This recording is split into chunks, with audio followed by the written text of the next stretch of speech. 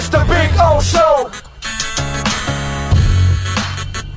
This is the Big O Show. This is the Big O Show.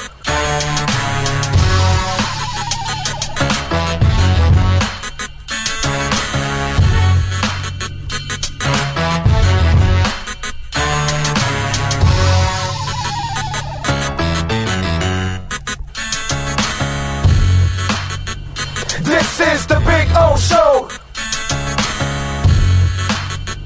This is the Big O Show.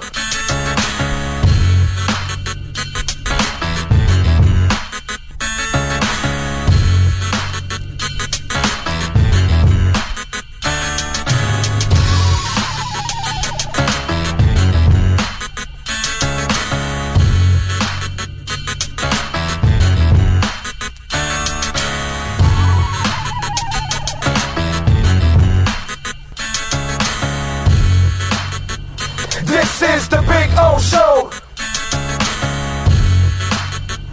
This is the Big O Show.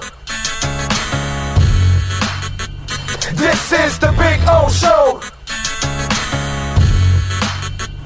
This.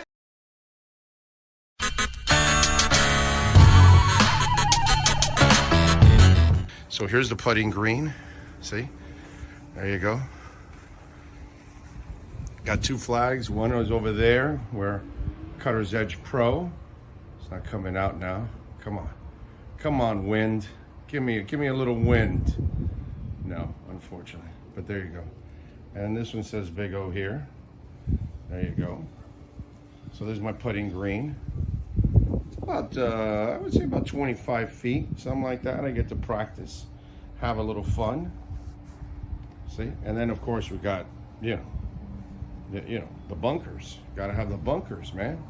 Got all kinds of bunkers there. You know what I'm saying? So that's a taste of our backyard. There's Maiden right there. Maiden. Bono, how you doing, Bono? Bono.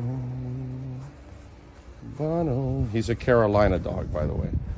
These dogs are amazing. Their temperaments are awesome. But there is the Sylvester Palm, which is just beautiful. All right, call my guys, Will and Mike at Cutter's Edge Pro. They will take care of you. Dogs are not included, okay?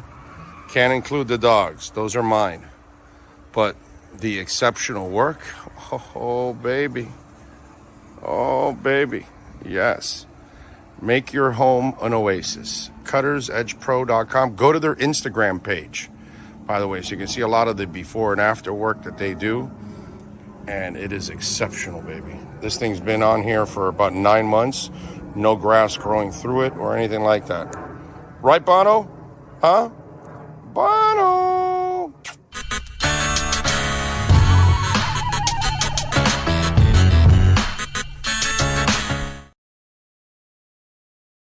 When you move, you need a reliable company led by passionate folks eager to assist its customers during a transitional process that needs to be smooth. Call Essential Moving Experts at 844-368-5750 for all your local and long-distance moving needs. You can rely on Essential Moving Experts. Mention the Big O Radio Show and get $150 off. Family owned and operated. They offer free 30-day storage, full service moving, fully licensed, bonded, and insured. Moving was never so easy. EssentialMovingExperts.com.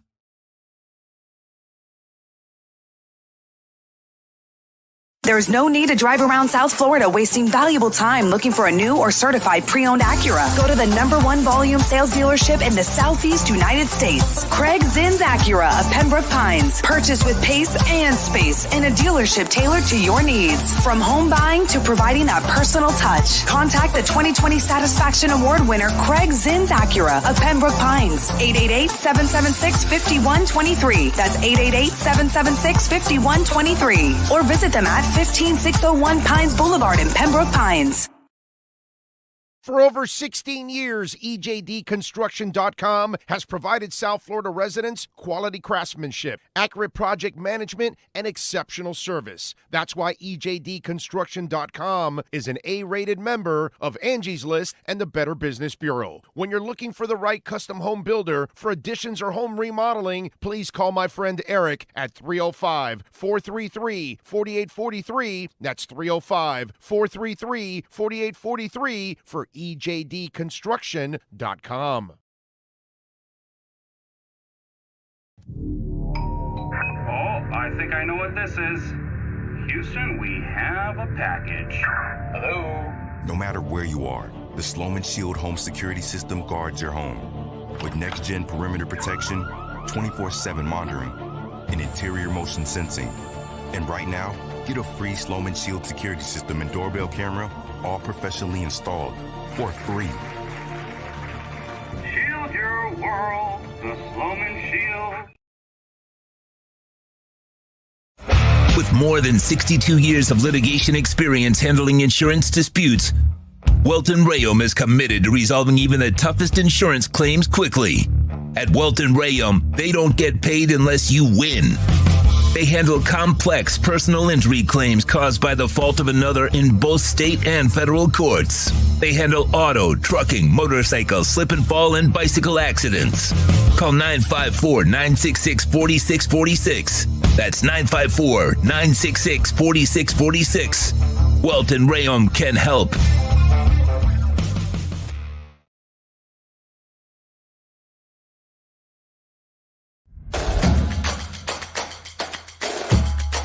Welcome to Caneswear.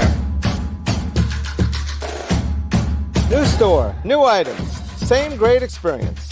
Family owned and operated since 2010, Caneswear has the latest merchandise from the Miami Hurricanes, Miami Dolphins, Florida Panthers, Inter Miami CF, and more. Come visit us at our store in Davie on University Drive, just south of 595, or online at caneswear.com. Caneswear, the spot Miami fans shop.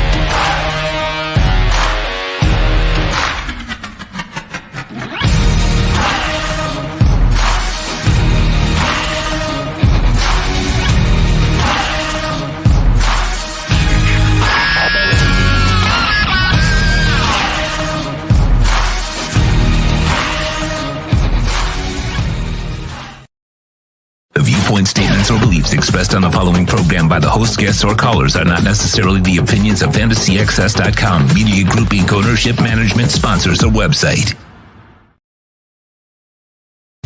When it comes to South Florida sports teams, very few in the media have witnessed, lived, and covered it like the Big O. Let's start the program dedicated to your favorite South Florida teams with a passion that's unmatched. The Big O Radio Show is on.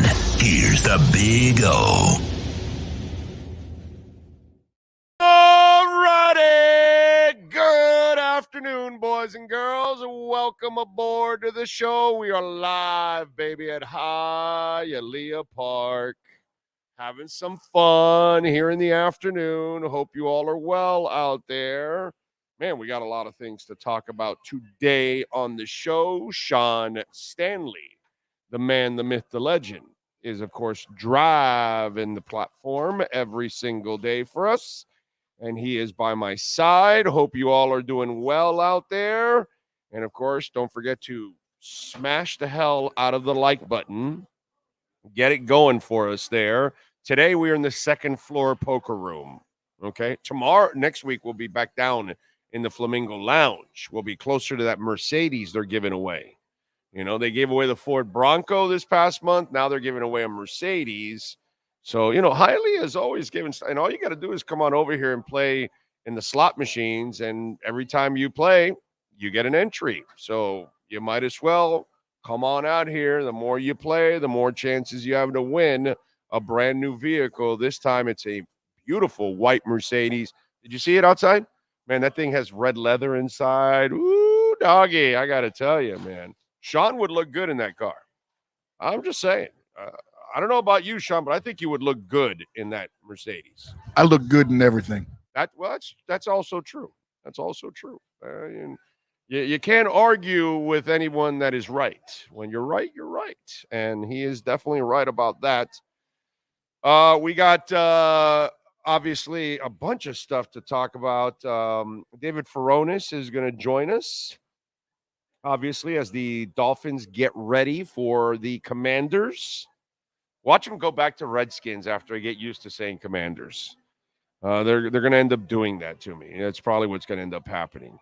But anyway, I don't even know if they'll ever change it again or whatever. But it's just, I'm getting used to it. You know, I don't like it, but I'm getting used to it.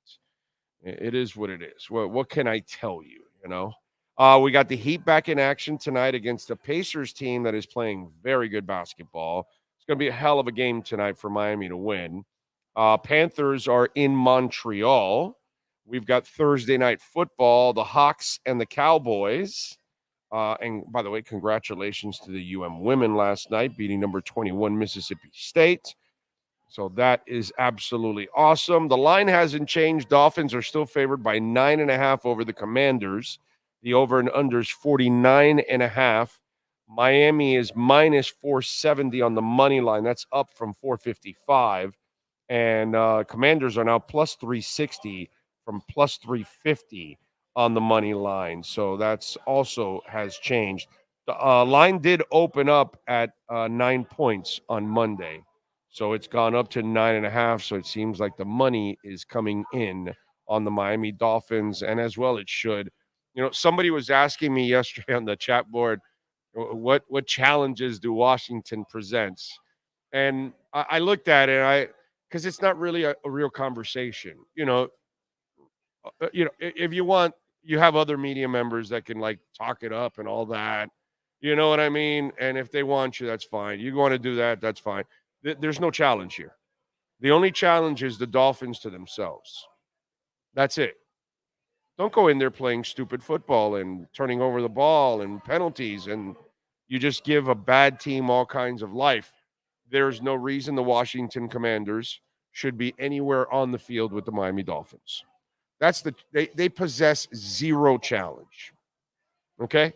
Zero challenge. It's not a challenge. They're not even in the same class with Miami. They don't belong in the same field with Miami. They really shouldn't even play the rest of their games. They should just lose them all and just should rest for the rest of the season because it's a pathetic franchise.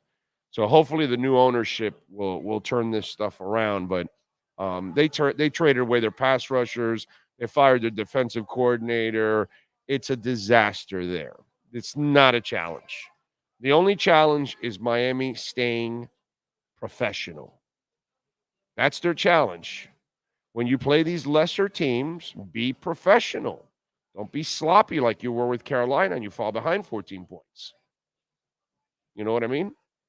And that's the challenge. The challenge is themselves and really nothing else, overall. What do we got? Dougie Fresh is first. Wow. I'm first. I've never been first before. Well, there's that time, Cindy. Yes, the one with the overbite who wore the Fog Hat concert shirt every day. Oh, memories. You are number one, Doug. You are number one. Ray Sosa in the house. Dolphin 5413. Let's see. Jamie Zoria in San Jose. Some of you still haven't gotten used to Thursdays, 3 o'clock. It's like people keep at what it's Thursdays, 3 o'clock. It's been like that for how many years now? Like 2 years? Something like that, a year and a half or something? Yeah. It's like, no, I'm not late. we were that late, we probably wouldn't be doing the show if we were. No, yeah. At that point, yeah, there's something wrong there. At that point, yeah. So Dolphin, we weren't late. We're perfectly on time, actually. Christopher Escobedo, what time is the show today? Brooklyn Rob, good afternoon, Brooklyn Rob. Weekend can't get here fast enough. Need to spend some crypto profits. Brooklyn Rob, did you get into Star Atlas? Because man, I don't know if you saw it today. It went as far down as 13,000th of a penny, and it's now up to 75,000th of a penny. So those of you that have taken the ride and bought it all the way down, now you have that 13. You've 4 times that money already. It's pretty damn good. So I don't know if I asked Brooklyn. No, I don't think it was Brooklyn Rob. I think it was somebody else. Because I know Brooklyn Rob is in Avalanche, and he's got a couple of other ones. No, because the person you talked with yesterday in the chat said they had not gotten into Star Atlas. Yeah. And everything else, but not Star Atlas. Man, it is riding, baby.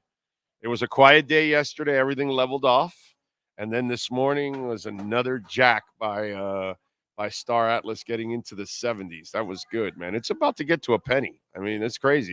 And by the way, remember I told you Star Atlas was at 24 cents. Hasn't even gotten to 1 penny yet. It got to 24 cents with the game not even ready to be played. It was just a plan. Now the plan's been set in place. The game's now being played. It's now growing, and now it's ready to grow, and it's going to go past 24 cents. Okay? Just saying, do your own homework, all that. I'm not a financial advisor by any stretch.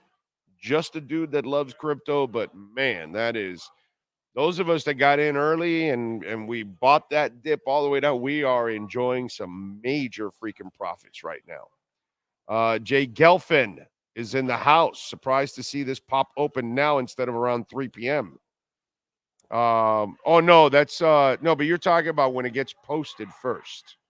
That's it. After we post it, it posts earlier, and then people can then climb into the chat board even before we're on. People are usually on the chat board before we even come on. Boss B is in. Brian Walters. Yes, Canes flipped the lineman from Ohio State. I saw that yesterday. But it's still up to Mario. You know what I mean? I got to see a difference in the coaching. At this point, I know he's going to do all the right things, everything else with Mario. I know he's going to recruit his ass off. I know nobody's going to outwork him. All that stuff. I need to see a better coach on game day. The talent doesn't excite me anymore. None of that means, anyways, it doesn't excite me as it is. I don't give a shit about this guy coming from Ohio State. He hasn't played yet. Until they actually play and play well, then I get excited about the player. You know what I mean?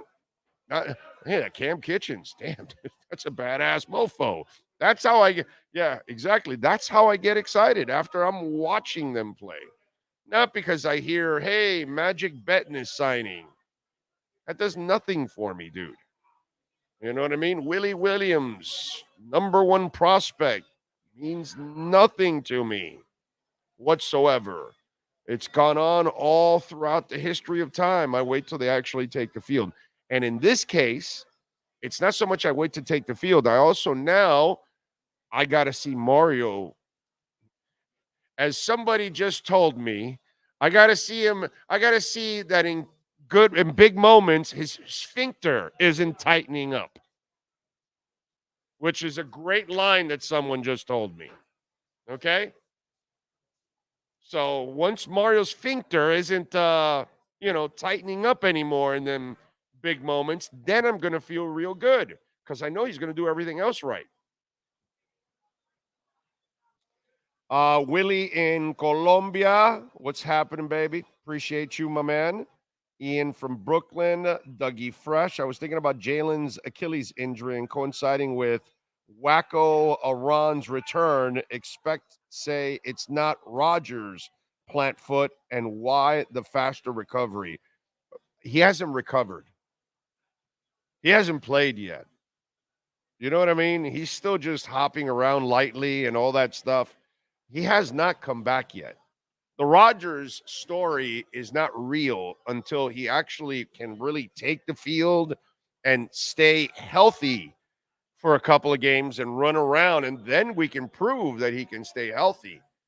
But doesn't he play on a field that takes ligaments for fun?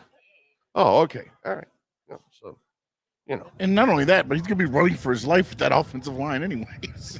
So you'll know real quick if that Achilles. Yeah, exactly. Right now they're playing games. They're not even. It's not real. Didn't he walk it back a little bit yesterday? Yes, he did. He did. Yeah, right. He walked it back like, oh, well, we got to practice, and then I got to see what I can do, and then I got to see where the team is at, and he put so many like stipulations and things in there that it's not worth coming back. The next 3 weeks, you're going to lose those next 3 games. Why are you coming back? You know what I mean? This is all a whore stuff. This is all attention whore stuff. That's it. This is how he can keep himself entertained while the rehab process is going on, that he can have the whole world look at him. That's all it is. He's an attention whore. Let me stick my Travis Kelce's doing a commercial about the vaccine. Let me interject myself in it right away. You know what I mean? Like, Travis Kelce didn't call you out, bro. He didn't say anything about you, but there you are being a first-class asshole, like you know how to be. You know what I'm saying? That's what this is all. The manipulation of everything, making the Jets waste money on Dalvin Cook. You know what I mean? Bringing Lazard, who never had good hands in the first place, by the way. I'm glad they found out that now, but that was the case over there also. The thing is, he was with a whole bunch of other guys, and, he had a year or two where it was decent, and you fell for, you fell for it hook, line, and sinker. That's all this is. He has not recovered jack shit. Billy Shaw is in the house. Frank Piega in. He says pick up Zach Ertz. We'll get into that. Coach AJ, Miami Breaker, Darius, Jay Gelfin, Osman, Mondragon, Herman Cueva, Steven Gonzalez. I know Zach Ertz got released. Now everyone wants him, but Miami needs him. We'll get to that. Nyborg in. Would it be wrong if I started calling all my wife beater shirts Von Millers?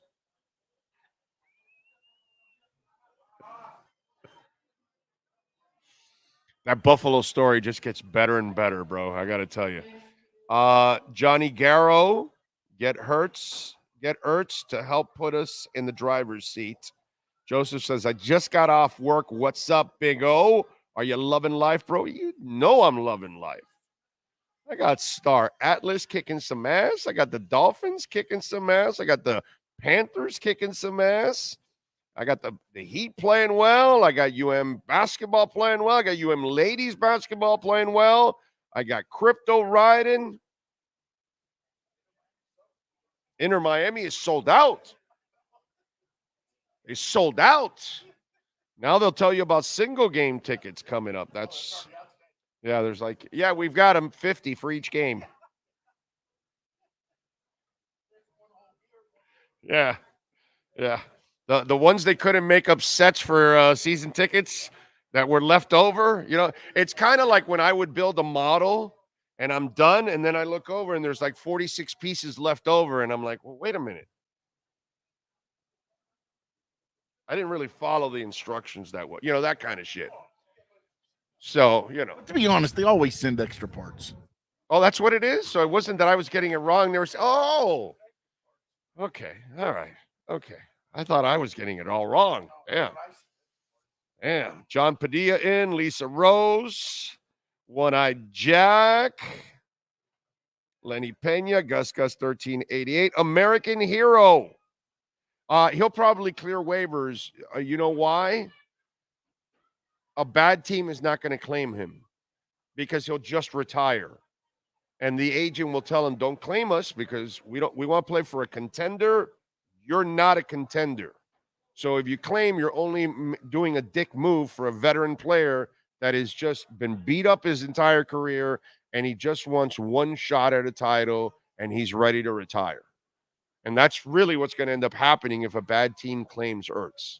So I don't think a bad team will claim Ertz. I think they'll allow him to clear the waivers.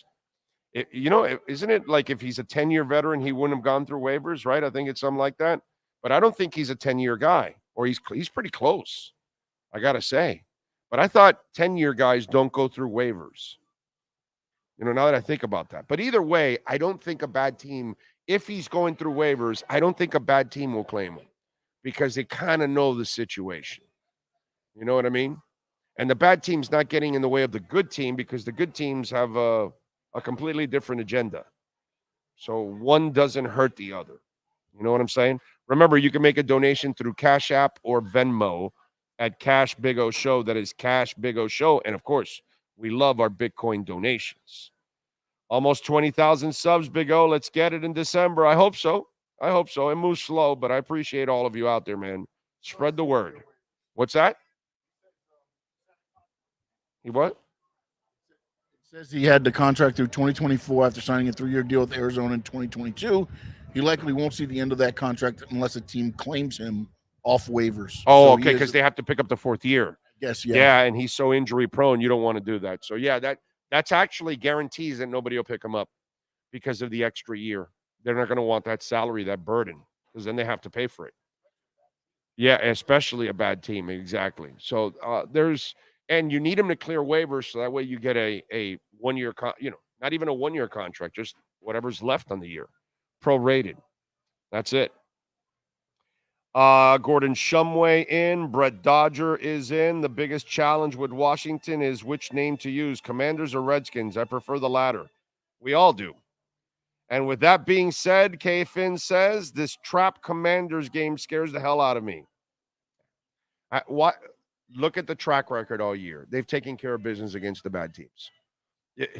Again, let's repeat all over again. Are we ready? Are we ready, Sean? Stop living in the past. This is not the same front office. This is not the same coaching staff. This is not the same quarterback. This is not the same team. Stop living in the past.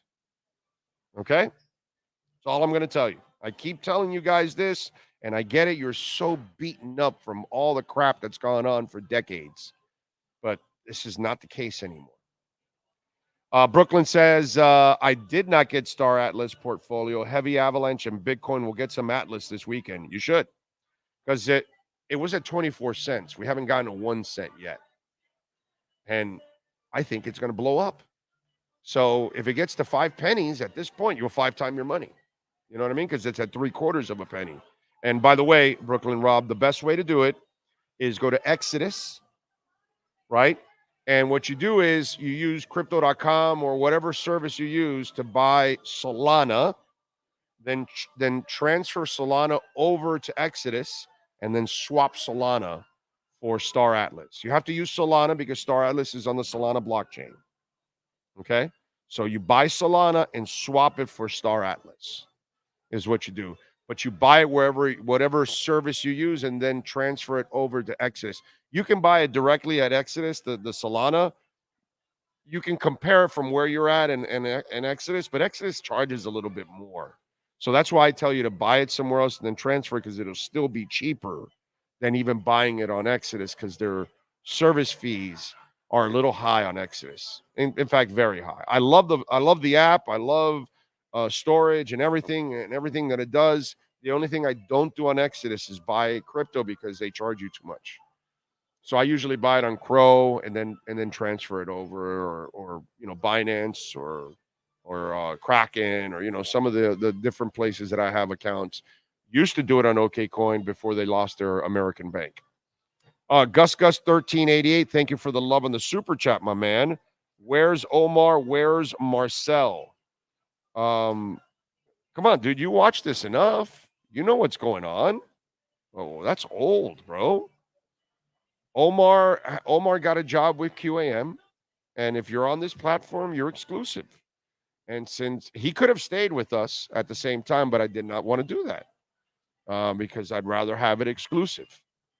And so the only thing that I allow our guys to do, or ladies, is with their own jobs, if they have to do their own podcast on Sports Illustrated or Fox or ESPN or NFL Network, wherever they work for, where they make their major money, that's the only thing I allow outside of that. And so Omar went on and to do his own thing, and God bless him, bro. More power to him. But that's it. And then Marcel was told by ESPN that he can't do it. And he's under contract with them, so he's in the corporate world. He's pissed because obviously he loses out on money. So the company forced him to lose money. How do you like that corporate world, huh? And you guys ask me at times, hey, I miss you on QAM. I miss you here. And it's like, why would you miss me? We're here. I'm here every day. I do more radio here, more talk here than I ever did on QAM. What did I talk for yesterday? Like 3 hours straight? What did we break? Yeah. What did we break? Maybe 2.5 minutes total. In 3 hours. You think I can do that at QAM? Talk for 3 straight hours? No more 8-minute commercial breaks and all that? The K Fitz kid from working for the NFL that got suspended for Tyreek Hill. This is the corporate world. Tyreek scores the touchdown, grabs K Fitz's phone. Apparently him and K Fitz have known each other. And so K Fitz ended up getting a job with the league. And so he'd been working there for over a year, taking pictures at Dolphins home games, right? And doing his video stuff. And he's, he's one of those expert social media dudes. And brother, he's got a hell of a following, and that video went viral. And because he kind of got caught up in the moment and celebrated with Tyreek and stepped on the field, they freaking suspended him for the year. Done. They fired him. He lost his job. That's the corporate world we work in now. I don't. He doesn't. But that's the corporate world we work in, where, they try to control what you say. They try to manipulate what you say, manipulate the information that gets to you. They don't really care about you, to be quite honest. You know what I'm saying? And it's amazing to me how some of you still think that radio, it shows how much you really don't understand what's going on, because radio's practically dead. The people left listening to radio are old farts. Less young people than ever are not. They're not listening to radio, dude. They're not. Young people do not listen to radio. They listen to apps. They watch platforms. That's what they do. The only people left on AM radio are people my age or older, and they technically are not, that's why people my age freak out with crypto, because they're too old. They just aren't, willing to be flexible and open their minds. They're kind of dead set on their ways. You know what I mean? So the world is a different place, and, corporations show it all the time. And some of you work for them. Some of you have lived through that kind of stuff. You know what I'm talking about. So those are the things. But I'm surprised a guy like you, Gus 1388, I'm shocked. A guy like you that follows the show so much. We've talked about those two stories a lot, dude. A lot. So if you're not exclusive, I can't keep you on the platform. That's just the way it goes. It's the way I'm going to do things. You know what I mean? Anyway, Big O, I can't wait for the Dolphins to change the narrative this December. We're in control of our own destiny. It'll happen after the playoffs and success in the playoffs, Osman. Until we do it, people will have the question marks, and they'll say, well, you can't beat good teams. And, the same thing the Dolphins have been forever. That's what's going to happen, man. You know what I'm saying? It's the same thing with Tua. Tyreek today tweeted out, Tyreek is like in the news so much. I have so many things I have to talk about with Tyreek today. But he tweets out, he was complaining about watching Get Up. And let me, because I screenshotted it this morning when I saw it. I'm currently watching this guy I'm currently watching this guy's talk on Get Up. Tua may be the most underrated QB in the league, and it's sad. That's how it's going to be, man. Tua needs to go out and kick ass in the playoffs, and that's what's going to shed that label. You remember, we have the world we're in now. Okay. People are unwilling to go by whatever decision is being made. People are unwilling to take their loss when they lose. You know, sore losers are everywhere now. Just because you lose, whether it's Kerry Lake or Trump or whatever, it's got to be rigged. No, dude, you lost. That's it. And that's the problem in today's world. And then you've got a group of people, and I hate to kind of turn this around, but I'm going to do it anyways because I don't give a shit about Democrats or Republicans or MAGAs or anything. Got a bunch of you out there that you're all dead wrong about Trump. Dead wrong. And you're so dead wrong, and you're so embarrassed at this point. You're so deep in the hole that you won't back out of it anymore because you will look so bad. That's your fault. You chose a side. You want to choose Democrats, you want to choose Republicans, you want to choose MAGAs, you're going to get embarrassed. That's all. And that's why I choose Americans. And so we have this whole thing now. When you're wrong, you refuse to admit you're wrong. When you lose, you don't want, no, it's got to be cheating. No, dude, you lost. And now when you're wrong, it's like you stood on that hill so hard that Tua can't play, or that Trump won. Now you can't get off of it. Tua haters and Trump cults, same thing. You guys can't admit you're wrong. It's freaking amazing. So Tua's going to have to kill it in the playoffs. Or maybe even win the Super Bowl. So then he can get people off his ass. That's what's going on here.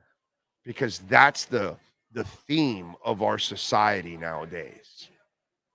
Point fingers everywhere else, refuse to take responsibility for your own actions. That's the society we are nowadays. And so that's what's going on with Tua, and that's what's going on with the Dolphins. And it goes on in other parts of our world. But, it's just, it'll be up to them to shut them up.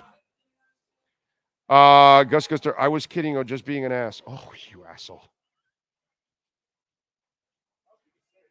It was weird, right? That was odd. You got me. Well, you gotta grab the mic. Okay. Did I miss a super chat or something? No, True Fin fan did his daily update. Oh, he farted? With the first one or second one? The first one. Big O, I have news that will make you happy to report today. I have not farted. Okay. That's good. It's good. It's good for the people around you. It's very good for the people around you. Big O, my buddy gets a press pass for the Finns game, and he says he stays quiet as a mouse. He was told if he wants to cheer to go buy a ticket. Why are they so stringent with this? Jonathan, what do you mean, why are they so stringent? You're a media member, bro. You're not a fucking fan, bro. Grow up. Your buddy's got to be a man. You don't cheer in the press box. You act objective. Okay? You have to be objective and call it like you see it. That's why some of you little bitches all freak out on me when I said the Dolphins put up a fraudulent effort against the Bills and lost by 28. You can't handle the truth. Because you fans, you're so fanatical, you're sensitive. This is why most of you can't do this job, because you can't be objective. You want to act with little pom-poms all the time and in the press box. The press box is not a place to have your pom-poms. Go buy a seat and get your ass in the stadium. Yeah, so I agree with them. That's the way things are done. If you can't be a professional, then get the hell out of the business.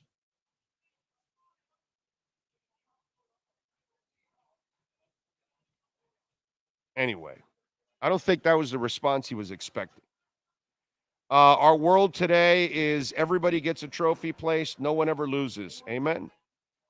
Oh, isn't the one constantly complaining about an election he lost? Yes. That's always it. That's it. Trump lives rent-free in this guy's head. Yep, exactly. Rent-free. And so does Biden. But you only listen to one.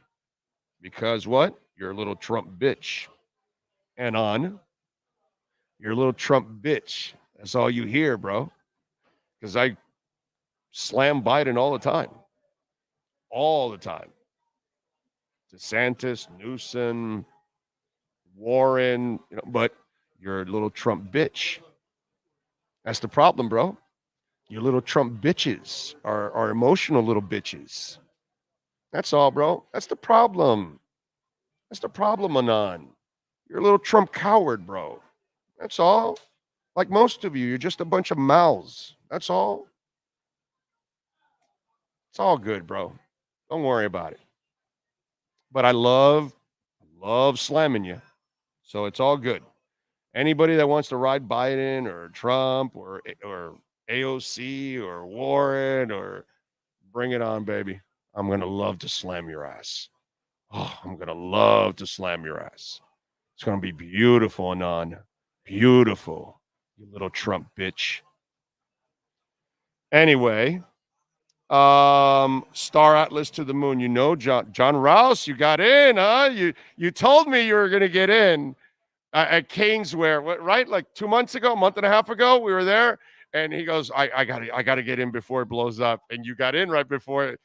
Did you get in when it was still like I think when we were talking, it was probably around 17, 22, 25 or something like that. So you're doing good, bro. You're doing really good. Really good. A lot better than Anon, because that's a little Trump bitch right there. Oh, man. That's all you are. Hey, Anon, brother, if you want, you can come here personally and I'll tell you right to your face. If you want, dude, you got some balls? Do you? Or you just got a mouth? Because I'm in public all the time, bro. I'm everywhere. You want to find me? It's easy. Anytime, dude. Bring it on. Anytime, bro. Bring it on. I love these cowards that run their mouths. I'm easy to find, dude. You're the one hiding like a little bitch in a chat board. I'm right here. ¿Tienes cojones? Do you? Oh, man. Orlando, stop it. Liz Warren is an incredible, smart human. Elizabeth Warren may be the most evil person in all of DC. Seriously. Like, that woman is, that is about the worst person for Americans next to Trump. But Warren is, my God, that is bad. Nice job by you, sir, bringing up Warren. Anon is going full cutlass with the ambiguous they. Yeah, of course, because, he's a little Trump bitch. So, anyway. Keyboard commentators. Yeah, I know. That's what they all are. All these cowards are all the same. The right stuff here makes me and tons of others not want to watch you. Don't call people bitches based on, hey, Jacob, my brother, I don't like Democrats, Republicans, or Trumpies. That's the facts, dude. I'm an American. So if you're a Democrat, you may not like the show. If you're a Republican, you may not like the show. And if you're a Trumpy, you may not like the show. And guess what? I don't give a shit. Don't give a shit. Don't care.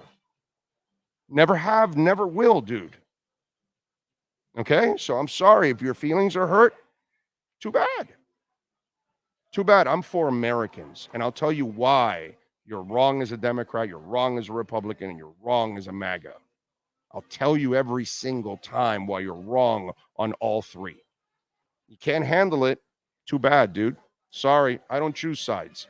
I choose Americans.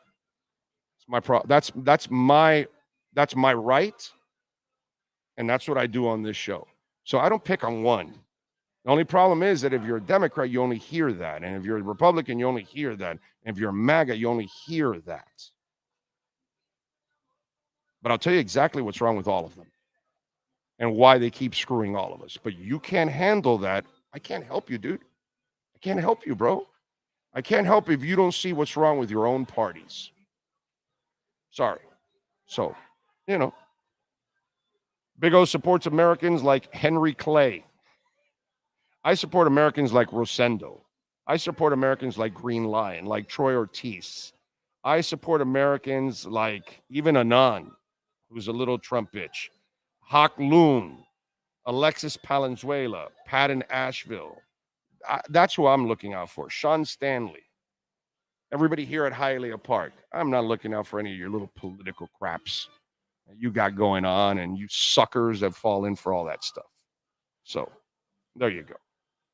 Anyway, let's get to it. By the way, MicroStrategy picked up another 16,000 Bitcoins. $600 million he bought today in Bitcoin. The guy has over, the MicroStrategy has over 5 billion in Bitcoin. The smartest people in the world and the most richest people in the world are collecting Bitcoin and Ethereum. What do you think is going on? By the way, what do you think about Juan Wick? Juan Wick. You haven't heard of Juan Wick? Like Juan Wick. Instead of John, that's what they're calling Jaime Jaquez now. That's a new one now. They put a picture of him and then Keanu next to him, and there was like this, like, kind of like the it wasn't like they look alike, but the look is a resemblance. The hair, the beard, the kind of light skin tone, all that kind of stuff. Not that he looks like Keanu Reeves, but he, I'm sure he looks like a decent looking kid in his own right. But obviously Keanu is, got the women all over the place. So, although he's a married man, isn't he? I think Keanu's a married man. I think he's a happily married dude.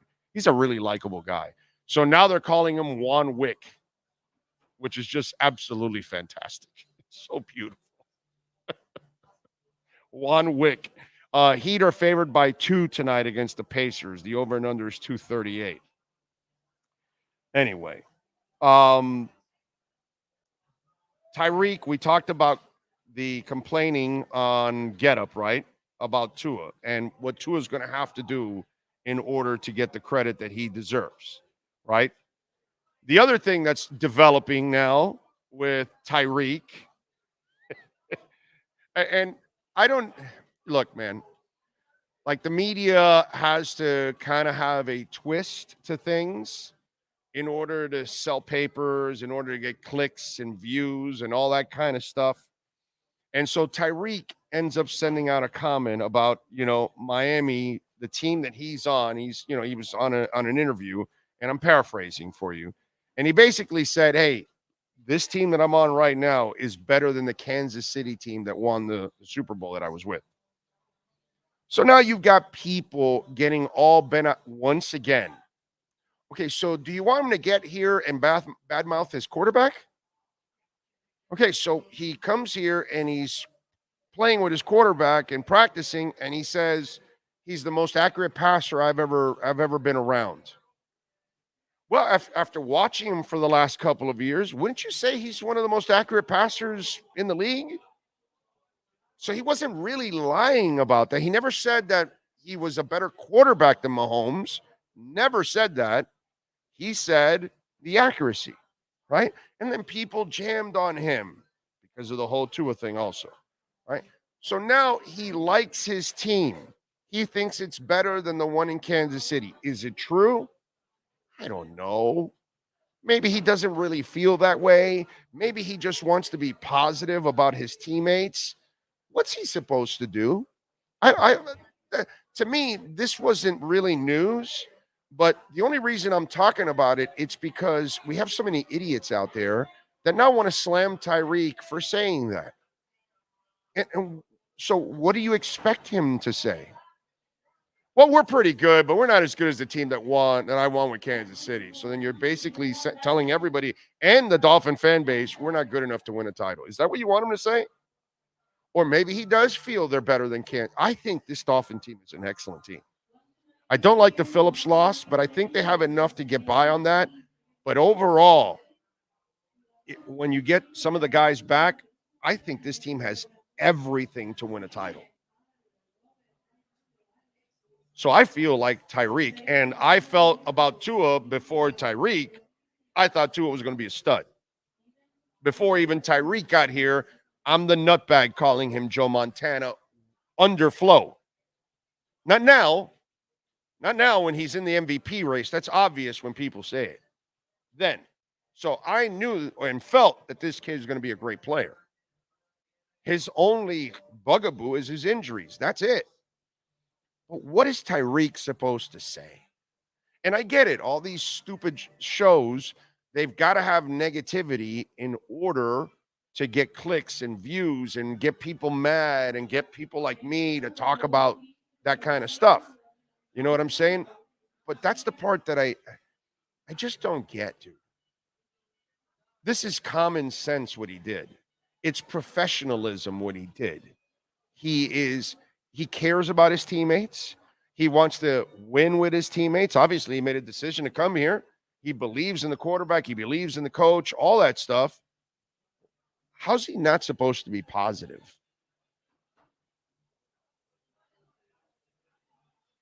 To me, some of these stories, man, stuff like this, the stuff that, what I would tell Tyreek is, why are you watching Get Up? Because that's what I tell you guys all the time. Why are you watching these shows that they specifically are just trying to work you? That's it.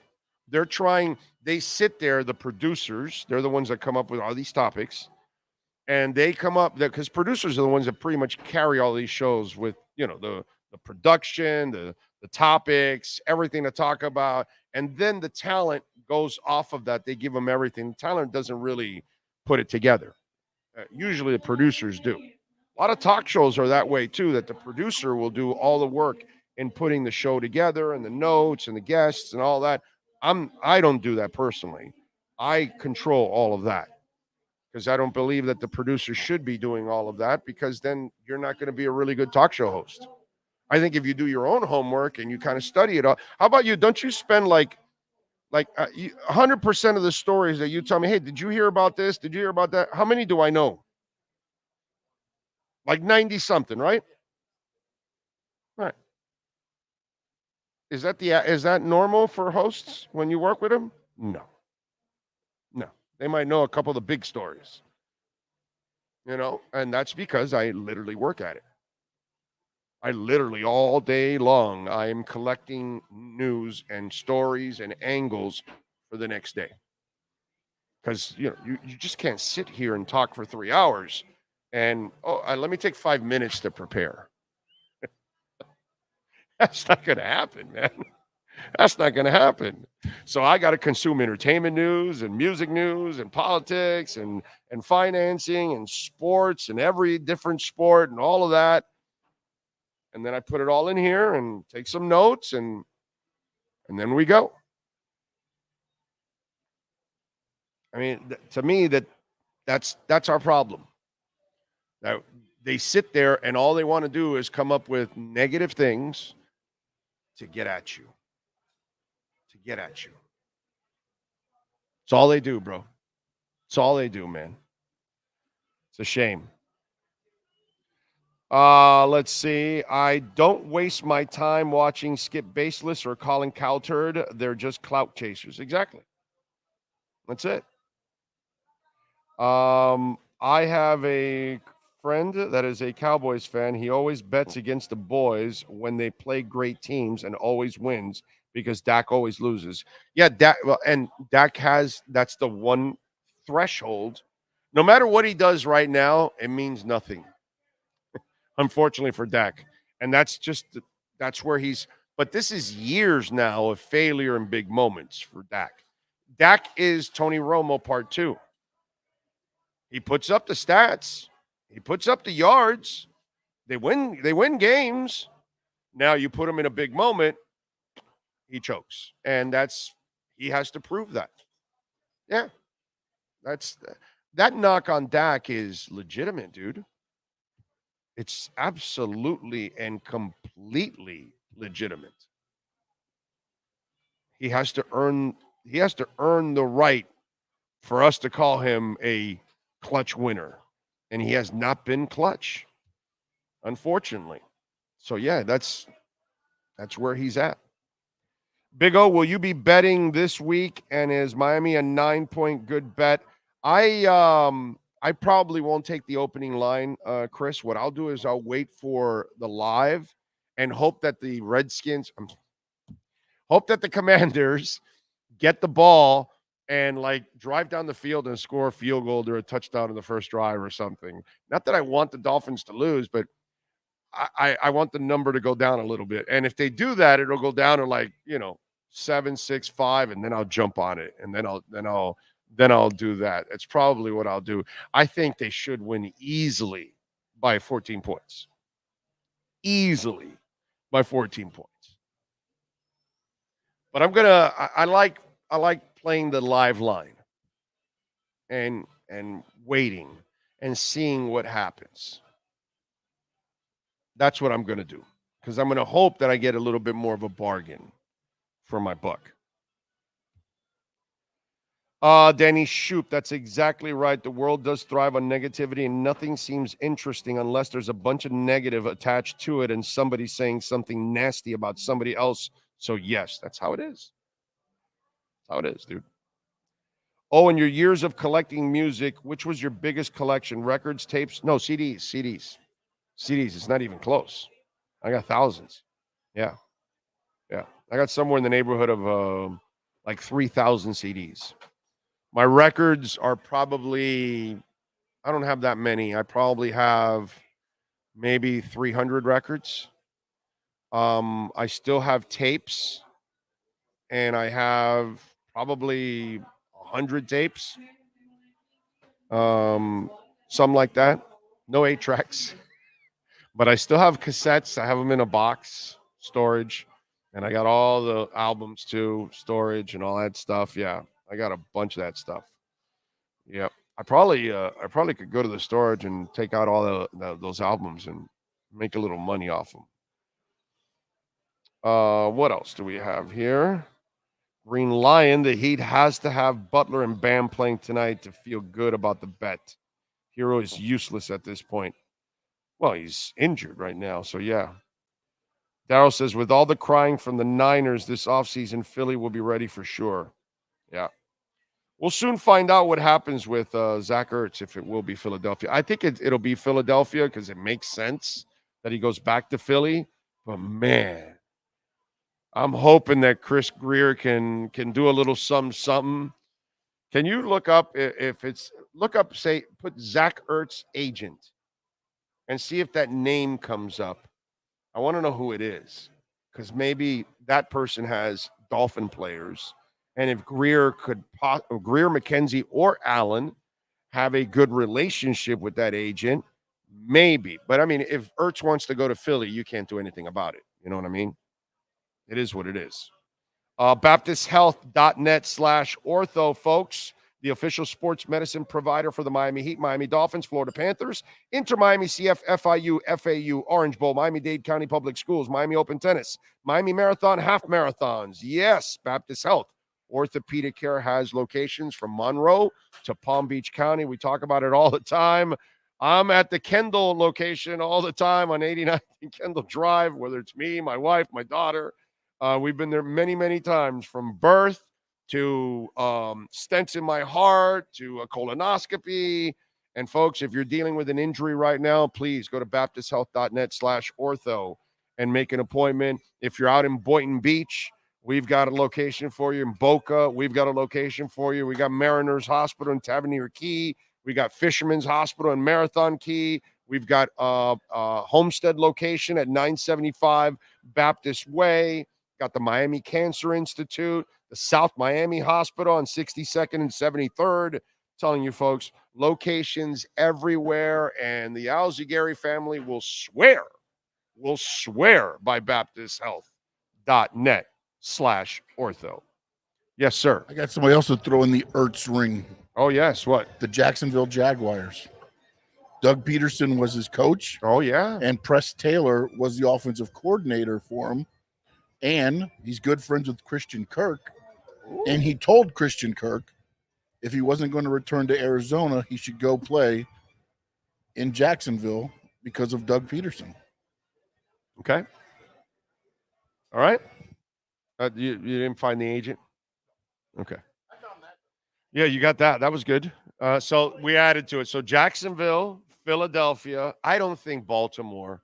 I think people are just bringing it up because of Mark Andrews. But if I'm Zach Ertz, why would I go there? That doesn't make any sense. You go to Hurts. You go to Jacksonville. Certainly, I would rather him coming to Miami. But go to a better passer. You know what I'm saying? If I'm Zach Ertz, I'm not going to a running team, dude, like the Ravens. I'm sorry. I couldn't do that. Big O, who do you think is the most resigned player this offseason? Oh, re-signed player this offseason. You know what?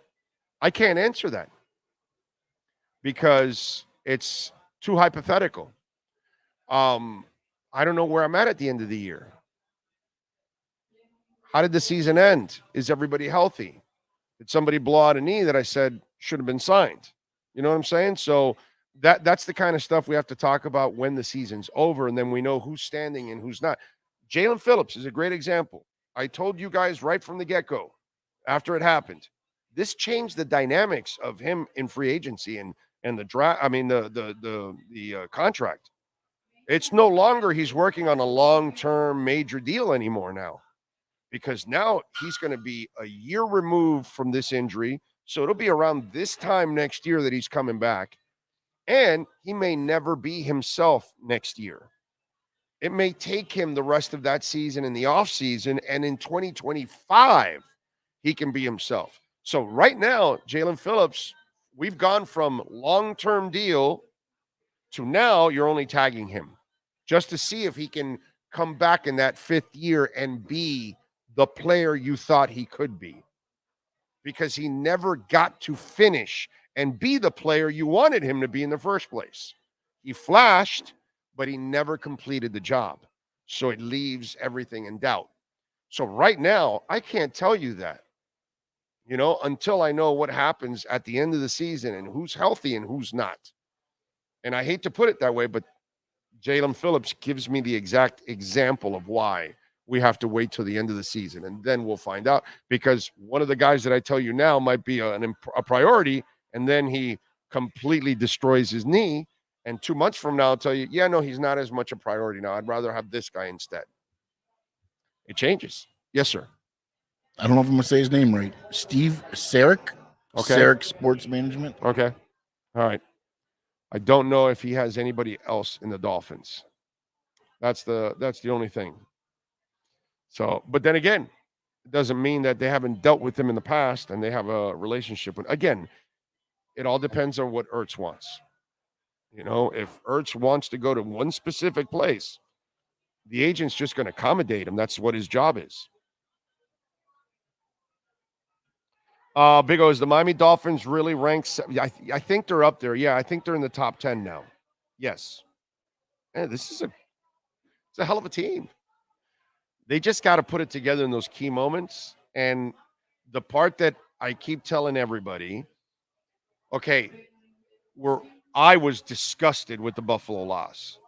But the other two losses, I wasn't necessarily so insulted by them. In fact, I thought they were better performances, and there were a couple of ingredients missing there that could have made the difference in that game. Whereas the Buffalo one, you were throttled. Like, that was embarrassing. That was just unacceptable. You know what I'm saying? And what I see is what maybe some people don't see. While you see the losing, I see improvement. And then I told you guys, about a month ago, hey, the defense is turning the corner. All of a sudden, and you added Jaylen, and this thing has obviously taken off. The problem was Carolina and the Giants did not look. Those aren't teams that you want to say they're turning the corner, but that's where it started. Those two games. And then from there on, they've played better as a defense. And since the Jalen Ramsey addition, they have taken it to another level. This is a Super Bowl team. I am convinced that this is a Super Bowl team. Another reason why I was pissed in that Buffalo game, because that's McDaniel underachieving. Just like when he keeps passing on 3rd and 4th down. That's underachieving. I need you to do better, Mike. I need you to call a better game at times. You just stop abandoning the run. It's just there are just some little things here or there, and the Dolphins are a complete team. I know a lot of you want to live in the past and think that this is the same old, same old. This is not the same old, same old. And it's just like last year, this week. Oh, well, we were 8-3 last year. Well, dude, they didn't have a quarterback. The whole secondary, everybody was injury riddled. How are you comparing last year to this year? There's a reason why they went in the shitter. They're healthier, way healthier, and they have a quarterback right now. You'll be fine. You're going to win a bunch of games now. You're going to finish a hell of a lot better than with 9 wins. I can guarantee you that. So the team last year is better than all the teams of the past. This team's way better than last year's and way better than all the teams of the past. The only problem was they had the bad luck with all the injuries last year. That hurt them. This year, they've got everything in place. They've got to do it themselves now. Stop with the turnovers, call a better game, and then do the rest on defense. And you'll be fine. I don't know why, but I don't understand why more people aren't jacked up about the Dolphins and believe that this can be a great, great team. I don't understand it. All right, let's what do you got? So they've got a player on San Fran, Detroit, and Baltimore. Okay. No big name. Charlie Color on Baltimore. Okay. Oren Burks on San Francisco. Okay.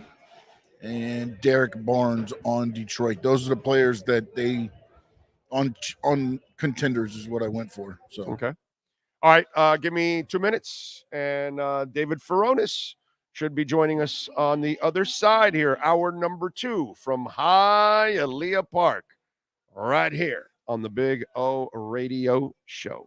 For over 16 years, EJDconstruction.com has provided South Florida residents quality craftsmanship, accurate project management, and exceptional service. That's why EJDconstruction.com is an A-rated member of Angie's List and the Better Business Bureau. When you're looking for the right custom home builder for additions or home remodeling, please call my friend Eric at 305-433-4843. That's 305-433-4843 for EJDconstruction.com. Oh, great. You have a doorbell camera. Now you have a front row seat to your house getting robbed. They're breaking into my house! Ooh, there goes the TV. I'm sure it'll turn up at the pawn shop. No, not the TV! Just because you can see them, that doesn't mean you can stop them. With Slogans, you get 24-hour monitoring, a free home security system, and professional installation. Plus, free doorbell camera, one that'll actually work for you. Get out of my house! Get out of the house! Call 1-800-ALARM-ME.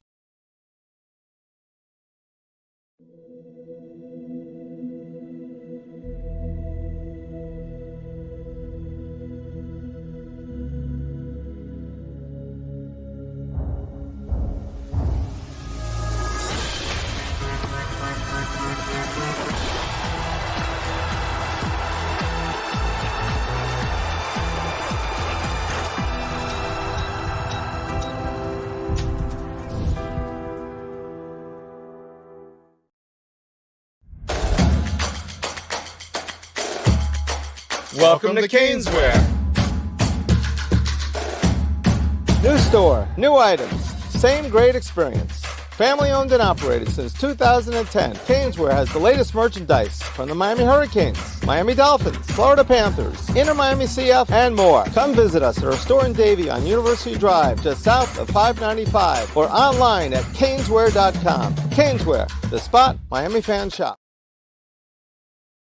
There's no need to drive around South Florida wasting valuable time looking for a new or certified pre-owned Acura. Go to the #1 volume sales dealership in the Southeast United States. Craig Zinn's Acura of Pembroke Pines. Purchase with pace and space in a dealership tailored to your needs. From home buying to providing that personal touch. Contact the 2020 Satisfaction Award winner Craig Zinn's Acura of Pembroke Pines. 888-776-5123. That's 888-776-5123. Or visit them at 15601 Pines Boulevard in Pembroke Pines.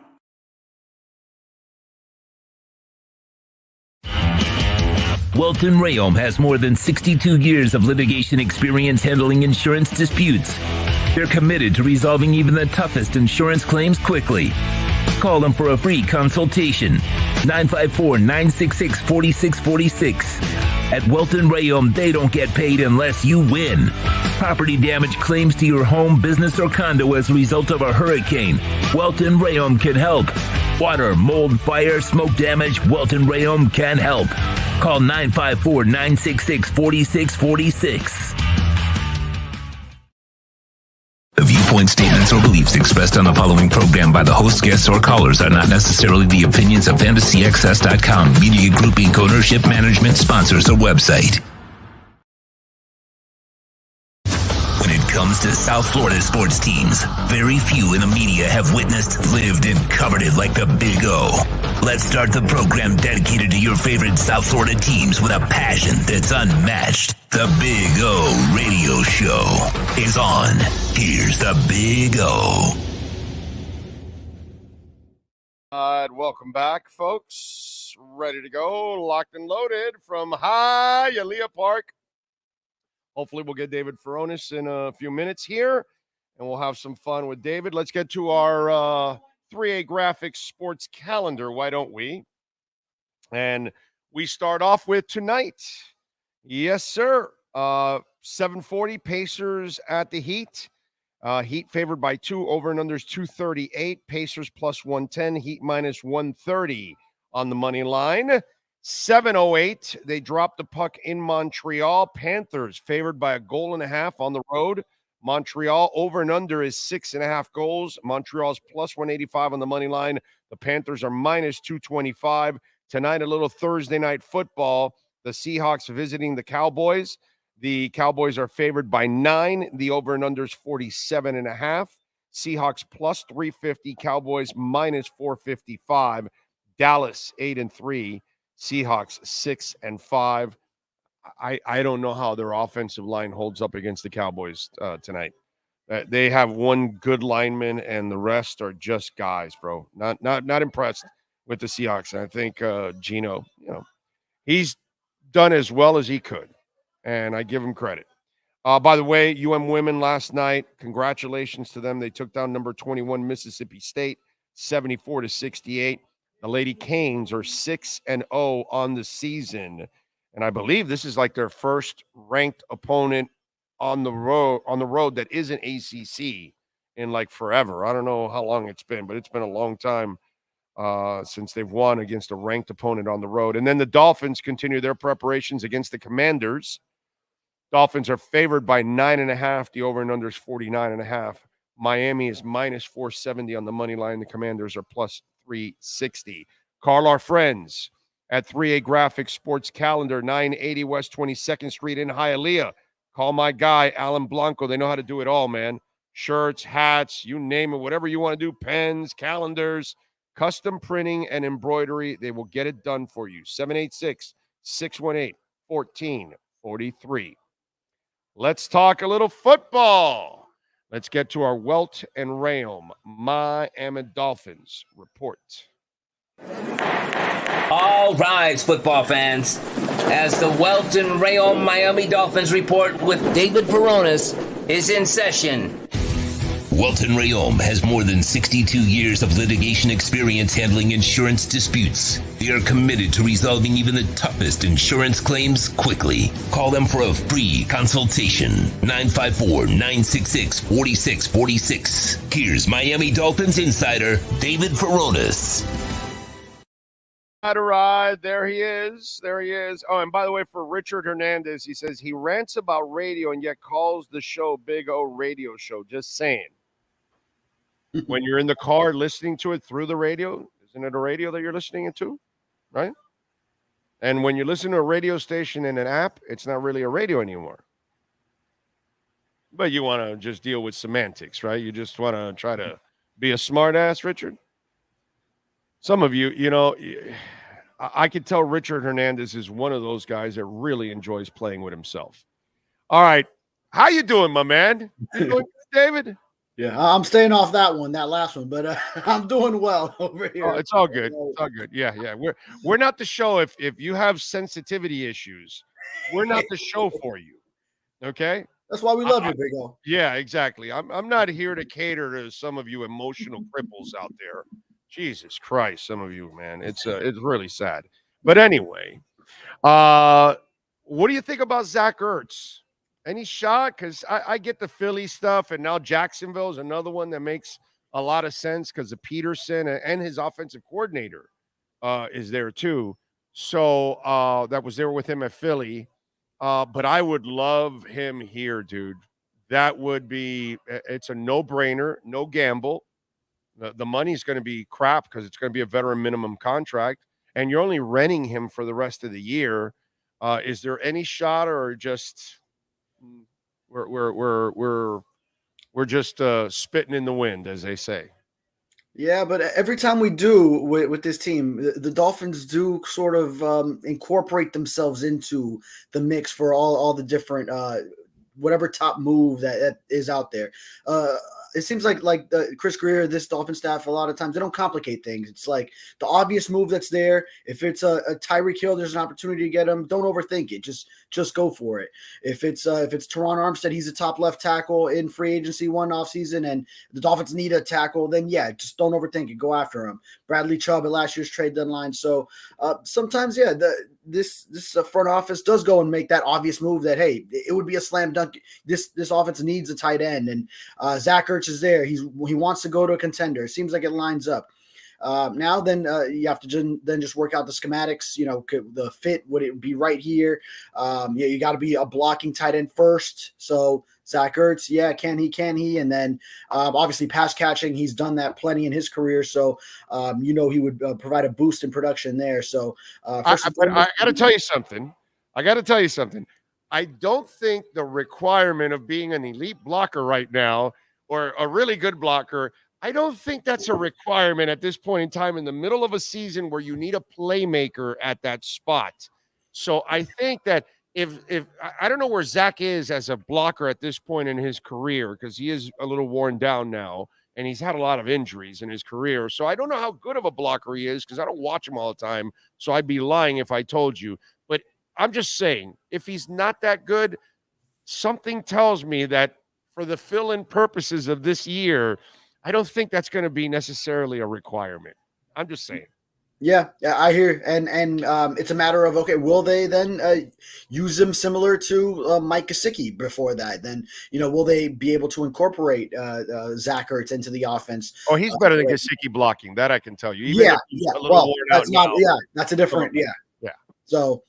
So, yeah, I mean, there's a void there for a tight end to slide right in. Yeah, you could use production out of it, and then it's a matter of if you are willing to incorporate that into the offense as much as you can. And I think that Mike McDaniel can adjust when you bring in a new guy into a late in the year situation and a talent like Zach Ertz.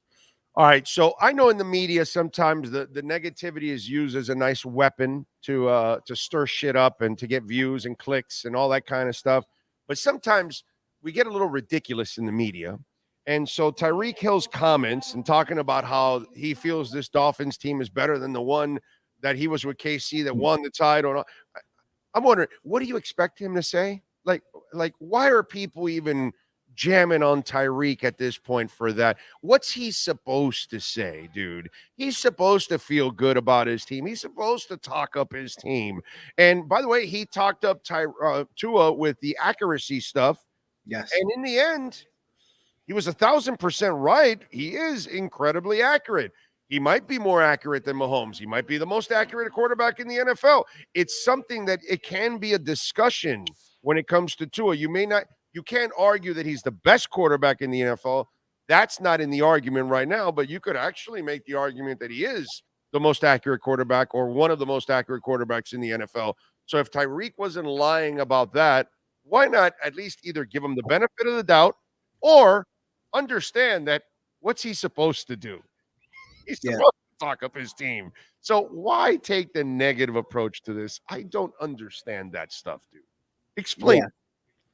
Yeah, well, I don't have that explanation. I'm right there with you. I was going to point to exactly that Tyreek did say similar things that everyone thought was just outlandish in the 2022 offseason about Tua and his accuracy and comparing it to Patrick Mahomes. And then, yeah, I mean, we have seen that. And really, I mean, Tua was known for his accuracy even before that, as much as, okay, yeah, all the numbers in the same way weren't there in previous systems under Brian Flores and the different offensive coordinators. But and, you know, without Tyreek Hill, without Mike McDaniel's system, but you still knew that he had that accuracy, that pocket presence and anticipation. He had all those traits. You already saw that. So Tyreek Hill was just speaking what he was seeing himself in OTAs and at whatever point in the offseason that he said that about Tua. I think they were just working on their own. So, yeah, and I mean, when you look at it on paper, yes, because also now this defense is coming along the same way, and you already have this offense that was number one in the league, top passing offense, number two rushing offense, and sure, you know, hit a little bit of a lull with the turnovers, got to correct some of those things. Every team hits some snags in the road, but now the defense has been number one since week 5, and then even more so since Jalen Ramsey has come into the equation week 8. So, I mean, yeah, just the complete team, and you have to buy in. I know Tyreek Hill maybe says things to an extreme, but he's kind of right. And yeah, you want to see it against a contending team, a winning team. You still haven't seen that yet, but I think this Dolphins team is on track for something like that. Talking a little bit about Tyreek, and again, this is just people get, you know, so Wes Welker tells you guys that Tyreek is the best receiver he's been around. And so immediately we go to Randy Moss. and I got to tell you something. Anybody that thinks that's a conversation doesn't really know football. Randy Moss is not half the receiver that Tyreek is. You know that, right? Ooh. Yeah. No, I'm telling you. He told you exactly. He runs all routes. I watched Randy Moss, dude.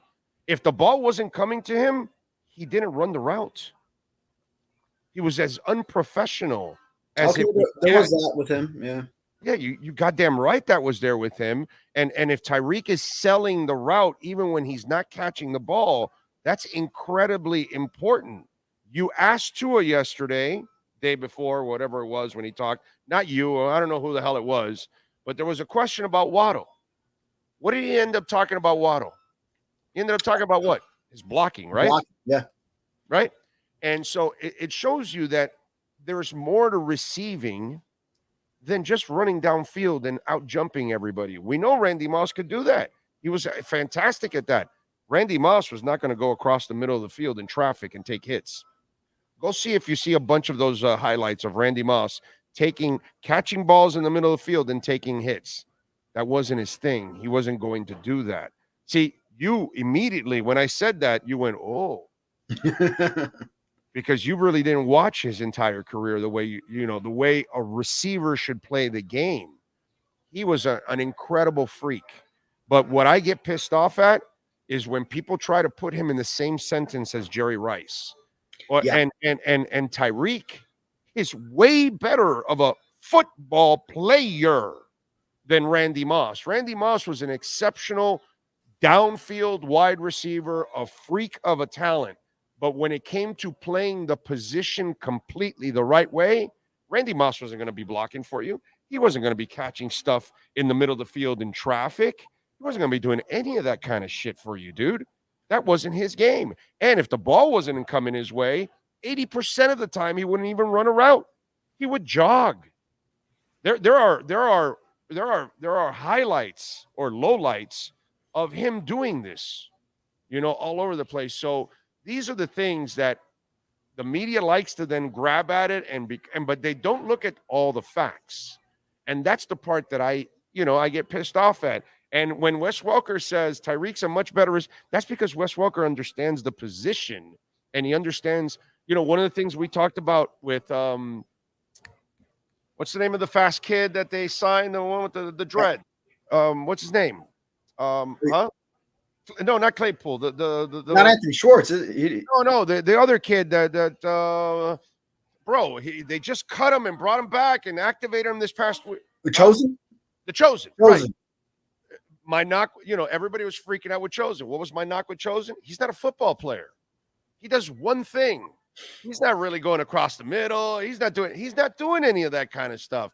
And so sometimes we get so emotional about something. Oh my God, how does he mention Randy Moss? But we're not really looking at what they actually do as football players. And that's a shame, dude. It really is. Yeah. No, I mean, that was my reaction when I heard Randy Moss because, you always do think of him as one of those elites. Numbers. Numbers. Yeah. I mean, he produced. And now the thing is, his Raiders career, that part is still there. He went to the Raiders, and that didn't go well. It didn't go as planned. And then he went to the Patriots, and then that even going into it, you didn't know exactly what was going to happen between him and Tom Brady, Bill Belichick. But they corrected him, and then his talents were rose to the top again. And obviously, they had the record-setting season, him and Brady, and they went perfect in the regular season before losing in the Super Bowl. But I mean, there are those lowlights. I've seen the film of he's going over the middle, and then he just doesn't even go for the ball, and he's looking at the safety and says, "I'm not taking a hit from you." And that's not Tyreek, right? That's not Tyreek. Oh, even going back to that first training camp, watching Tyreek Hill, the way he practiced, just the way he practiced. I mean, that's not even blocking in a game. That's not even, like Allen Iverson talking about practice. He was practicing so hard, every practice going after it and really running drills to the best of his ability, which I was really amazed at. A superstar player that he had been in the Pro Bowl every year. Yeah, one was as a returner, but then since then was always as a receiver. And he went to a new situation. And he was sort of establishing that this is the way we work to be winners. So that was something I found really impressive when he first got to Miami. And then that was just very telling of his work ethic as such an elite talent. Let's see. Pat in Nashville has a question for you. Where the hell is it here? What is the illness for the second lineman on the injury report? Hope it isn't a bug that is running through the team. Yeah, I think he's talking about Lester Cotton. We don't have much information on it, so it's usually not a very specific thing when it comes to just someone has an illness. So he popped up on the injury report just moments ago and was limited in Thursday's practice. So Lester Cotton. Usually, if it's an illness, it's probably something just small. I mean, everyone gets sick, so you don't think it's anything more than that. But if Friday, then all of a sudden he's a non-participant, then that's something to worry about. And then by then you would know if he has a game status too. What Mike McDaniel, Frank Smith, and Butch Berry have done with the offensive linemen is, I think, the most important thing that's happened on this team, because we've never seen this. We're not even used to watching 5 linemen. They found 5, and now they found guys in the backup and guys that have. I mean, last week, 4 of your 5 guys are backups, and you're up against one of the best defensive fronts in all of football, and you barely gave up a couple of pressures. I mean, it's just stupid what these coaches are doing and how the front office finds the talent and how the coaches develop the talent and the backups. We are watching something incredibly impressive with everything that goes on with the structure of the offense, the way they're coaching these guys up, and the way every lineman improves, dude. Every single lineman improves under these guys. I can't say enough about these 3 men and what they've done. It's so incredible. Just whoever goes into the lineup and at whichever spot, whether it's you started the season, okay, Kendall Lamb, he was a guy that a journeyman, veteran guy that you signed off a practice squad, and he didn't make a team. You signed him to the practice squad first, and then he becomes the first guy that you bring back on the line of free agency. Prioritize him, and you don't know what he's going to do to back up Terrell Armstead, and then okay, he's holding it down. All right. He's a stud. Right. Yeah. More than holding it down. All of a sudden, you have a Pro Bowl caliber backup left tackle out there. You better re-sign his ass. That's for sure. Yeah. Oh, and by the way, he brings the most intensity. He is just so fiery. He's the type of guy you love because he is so appreciative of the opportunity he's had, just the journey he's had to get to this point. He's one of those guys that really appreciates every opportunity, and he practices like it and he plays like it when he gets those chances. And another example of how much of a warrior he is, by the way, was bad back. I think he popped up morning of the game on Friday with the injury on the injury report, and then probably a lot of guys. It's okay now that they got to be inactive with what he was dealing with. We saw him kind of laboring on the sideline. Yeah. Like rubbing at it, doing everything he could to stay loose. Even warm-ups, he was clearly uncomfortable. And I mean, he was pretty much just active just so that they have their 8 active offensive linemen. A lot of guys would not go into a game in the state that he was. And then he had to go into the game because then Austin Jackson gets ejected and you have Lesher Cotton was in the injury tent, but he didn't go down. But Teron Armstead, obviously the quadriceps and just the more shuffling, and he's out there giving you what he can do. Robert Hunt, when he goes out, Connor Williams, Liam Eichenberg steps in.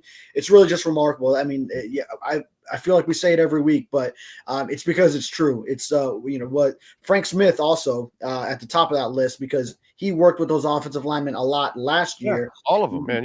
Yeah.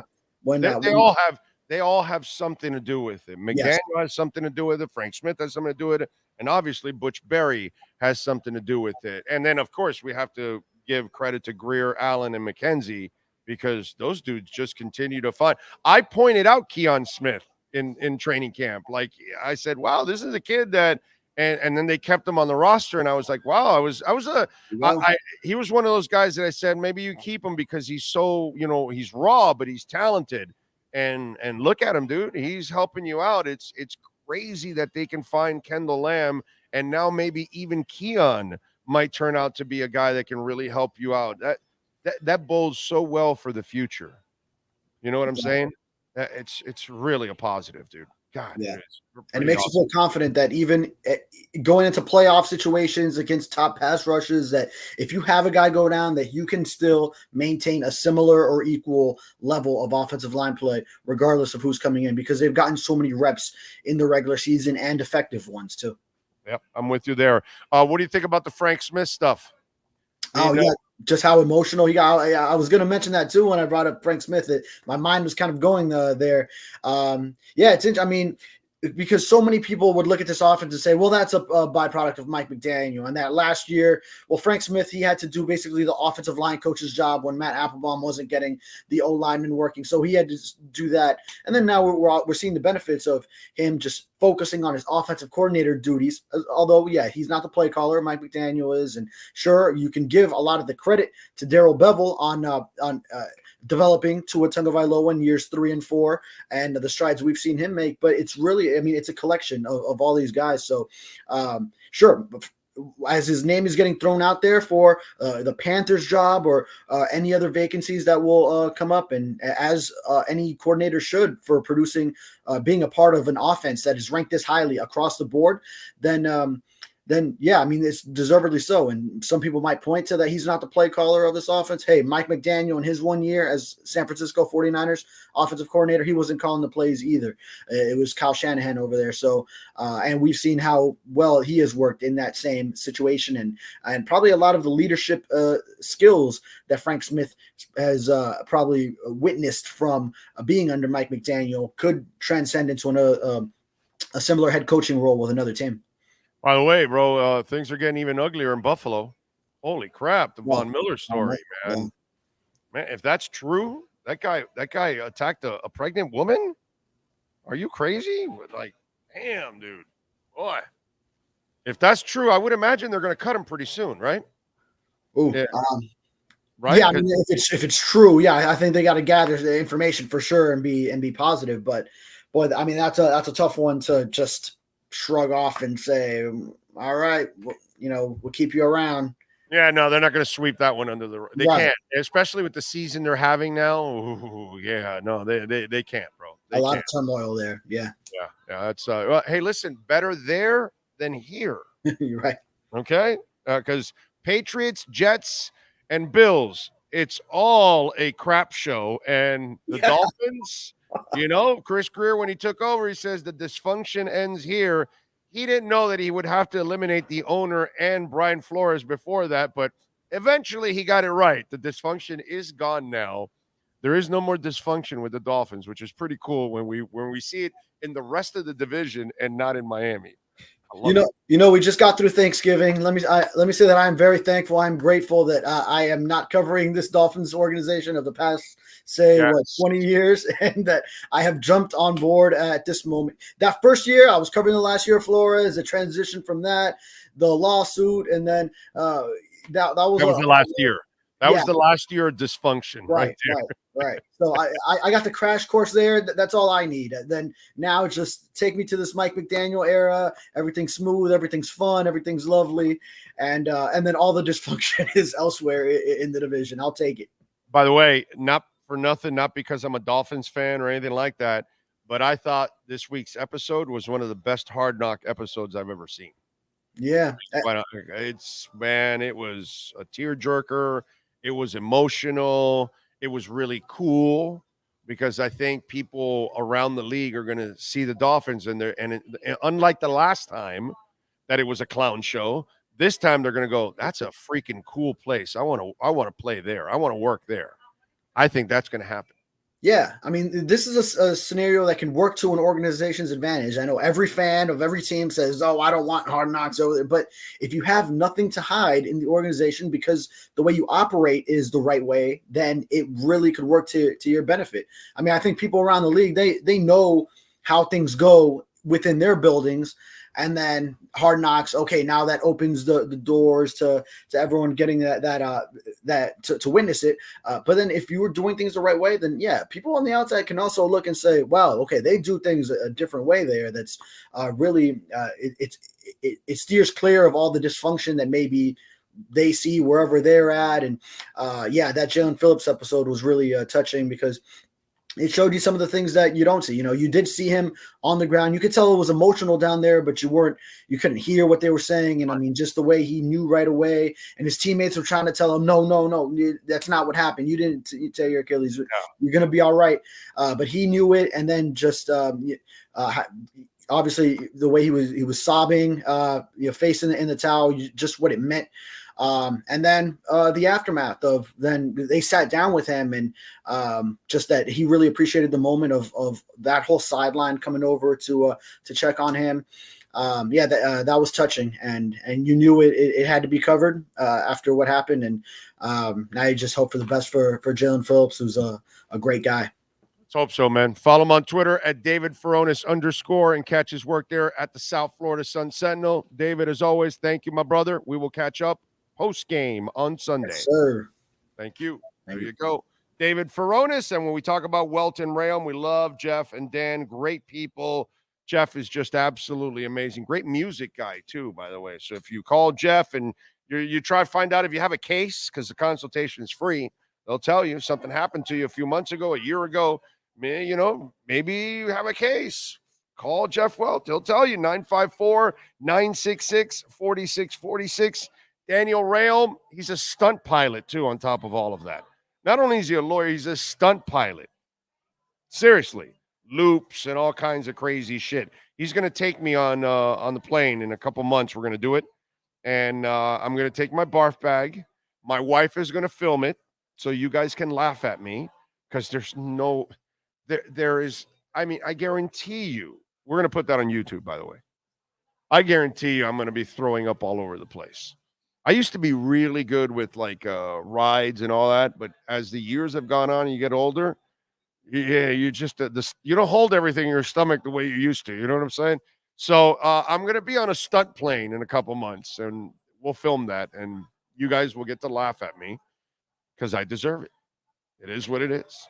But please call Welton Rayom, bankruptcy, criminal defense, condo damage. Oh, criminal defense. Von Miller. Call Welton Rayom. Business owner claims, commercial litigation, personal injury, homeowner property damage. You got some water damage. Your condo, your townhome, or maybe it was the neighbor that had the water damage and it came into your home. Call Welton Rayom. They have their own adjusters. Okay? Because the insurance company, you call the insurance company, they send their adjusters, and their adjusters are working for them. They're not looking out for you. You know, on this show, how we look out for all of you. See what I'm saying? Unfortunately, you guys have been all separated. You're all looking out for your own groups. Now, I look out for everybody. And that's what Welton Rayom does. They look out for everybody. They protect you, the consumer. Welt and Rayom, 954-966-4646.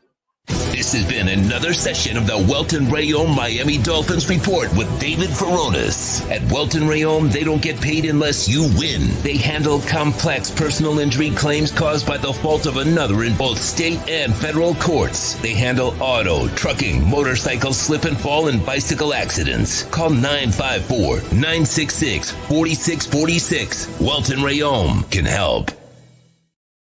Right. Best receiver I ever saw play was Marvin Harrison. Hell of a route runner. It's a good one. Big O, I'm happy about my Finns being in Hard Knocks, but can you see the Heat organization going for something like that? I say, heck no. Yeah, no, the Heat are no. They wouldn't want anything to do with it. Not that they do it in the NBA, but yeah, the Heat would not want anything to do with something like that. Big O has gone soft in his old age. He's always crying now. Yep, I am. Yep, sad movies will get to me. Sad moments will get to me. I noticed one thing, too, with the Dolphins. I think what they did this year was they wanted to pick up a contending team that had an interesting storylines because they're going to follow them all the way through till their season ends. Right. So they don't want to, last year. The Colts wasn't anything, right? Yeah, and then the Cardinals, too. Right. Both times they missed out. Right. Yeah, that makes sense. That makes sense. I like that. What else do we have here? To me, Moss is a top 5 receiver all time. I understand he didn't always block and also took plays off, but what he did was great and he was exceptional to the point. Yeah, there's no doubt. I would put him in the top 5, top 10, probably. I mean, there's certain guys I'm not going to – he won't be in front ever of Jerry Rice. It's insulting to Jerry Rice, okay, to ever even put anyone in his conversation. You know what I'm saying? Basically, that's the way I see Jerry Rice. Jerry Rice it's watching Jim Brown and Walter Payton and, Barry Sanders. It's the freak of all freaks. It's just that dude. And it's that dude that knows how to do things right every single time, something that Randy Moss failed miserably at. He was given a gift by the good Lord. And then he got that gift and he abused it in one way, but he never was professional enough to then grab that diamond that he was and really polish it up and make it the best that he can be. And he just refused to do that because he could get away with just running downfield and out jumping everybody. So he wasn't going to go across the middle and catch tough passes in traffic and take hits. Wasn't going to do that. And if you didn't call a play for him, he wouldn't run the route. And the DB right there knew that, all right, Randy's not in the play. So I'm good. And it's just a lot of stuff that I see your ability, and then I see your lack of professionalism to really maximize your ability. And then I watch a guy like Udonis Haslam, who doesn't have the ability of a Dirk Nowitzki or whatever, or Larry Bird or whatever, and he has to literally work his ass off to get into the league and then to survive and thrive in the league. But that's because he had to be fundamentally sound in so many different ways. And I admire that person. I admire the elite player like a Jerry Rice that will continue to work just as hard. You know, Tom Brady was like that too. And he worked just as hard or harder than everybody else, even though he was the best player in the building. And that's where Randy Moss will never be in that category of the professional that was truly dedicated to his craft. He was just a God-given freak that knew what he could take advantage of and coast the rest of the way. He Lupe Fiasco'd the bitch the rest of the way. He kicked, pushed, and coast. That's what he did. If we're honest with ourselves. Okay? If you want to talk gibberish, then you go ahead and try to put him in a category with Jerry Rice or somebody that's truly professional and was elite.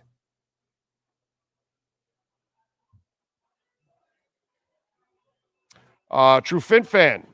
Rice, Chris Carter, Terrell Owens, Tyreek, my top list. Those are good. I don't have a problem with those guys. Terrell Owens, he wasn't a great teammate. That's the only thing, but man, he could play. God, he could play. And what he did in that Super Bowl, coming off a broken foot, whatever it was a broken bone in his foot, right? If I remember correctly. I want to say it was something in his ankle or some shit like that. But he had 10 catches, 150 yards in the Super Bowl. That was stupid, bro. That was just plain stupid. That was crazy. That's freakish right there. And Polka Dot up 6%, baby. Let's go. Let's go. Atlas up 30.5%. Loving it, man. Loving it. And thank you, True Fin fan, for the super chat. Remember, you can make a donation through Cash App or Venmo at Cash Big O Show. That is Cash Big O Show. Cash App or Venmo. Warfield. You know what? I'll put Warfield in front of Moss too. It's another one I'd put in front of Moss. Warfield was a monster, dude. Monster. Great player. Great player. God. Broken femur, I believe, for Owens, and he came back and balled in the Super Bowl. What was it? I don't think it was the femur. You might be right. I think it was an ankle, some kind of a bone in his ankle somewhere. I don't think the femur's a big-ass bone, dude. You might be right. You might be right, dude. Yeah, he's looking it up right now. What do we got?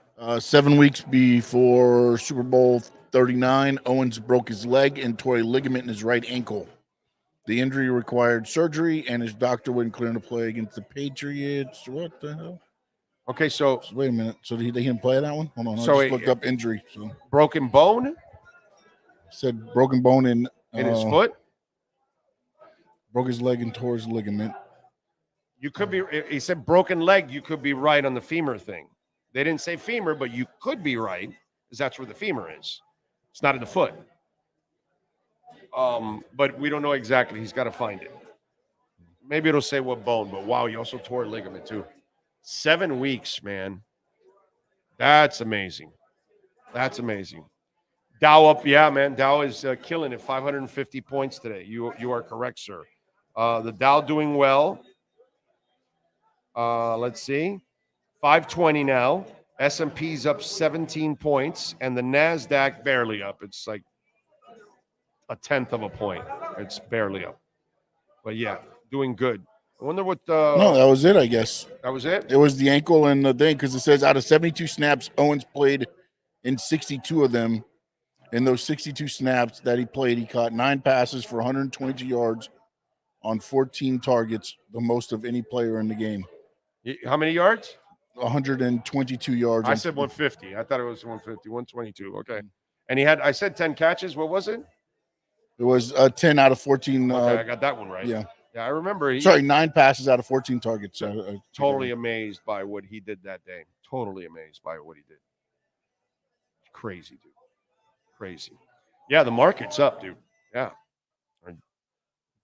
The economy's doing well, too. It's crazy. Stuff that you just didn't expect. Big O Megatron needs to be in the top. I'll put Megatron in front of Randy Moss also. That guy was complete. That guy did everything. He just unfortunately played for Detroit.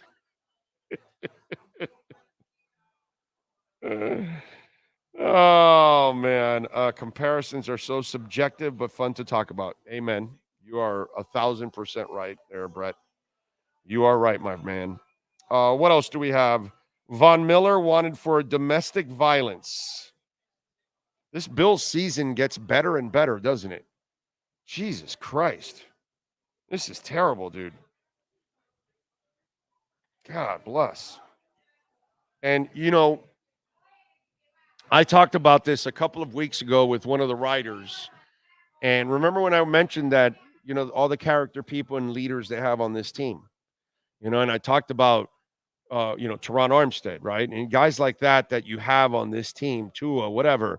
You have a whole bunch of really good dudes. Bradley Chubb looks like an excellent dude. Jaylen Phillips, Waddle, whatever. You just start going through the list. And overall, you got a bunch of really good dudes. And this is the kind of stuff that you want to stay away from, right? And Miami has had their share of players that have issues in the past. You know what I'm saying? Because we've all lived it.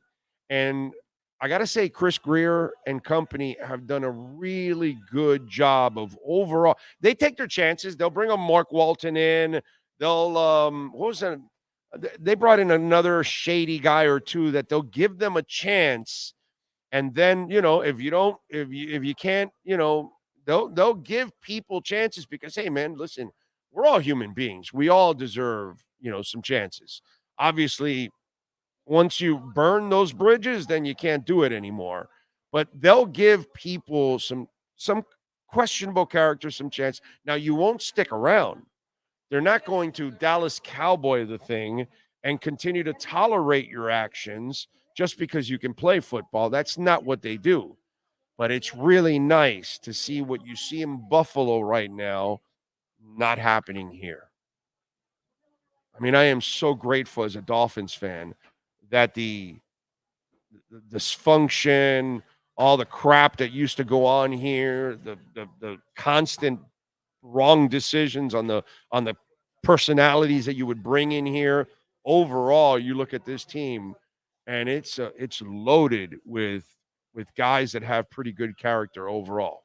They'll take some chances, but overall, man, it's pretty cool to see. And that's one thing that stood out to me when I read that Von Miller story this morning. And I'm like, man, I am glad that the Dolphins aren't loaded with these kind of issues. It is a beautiful thing.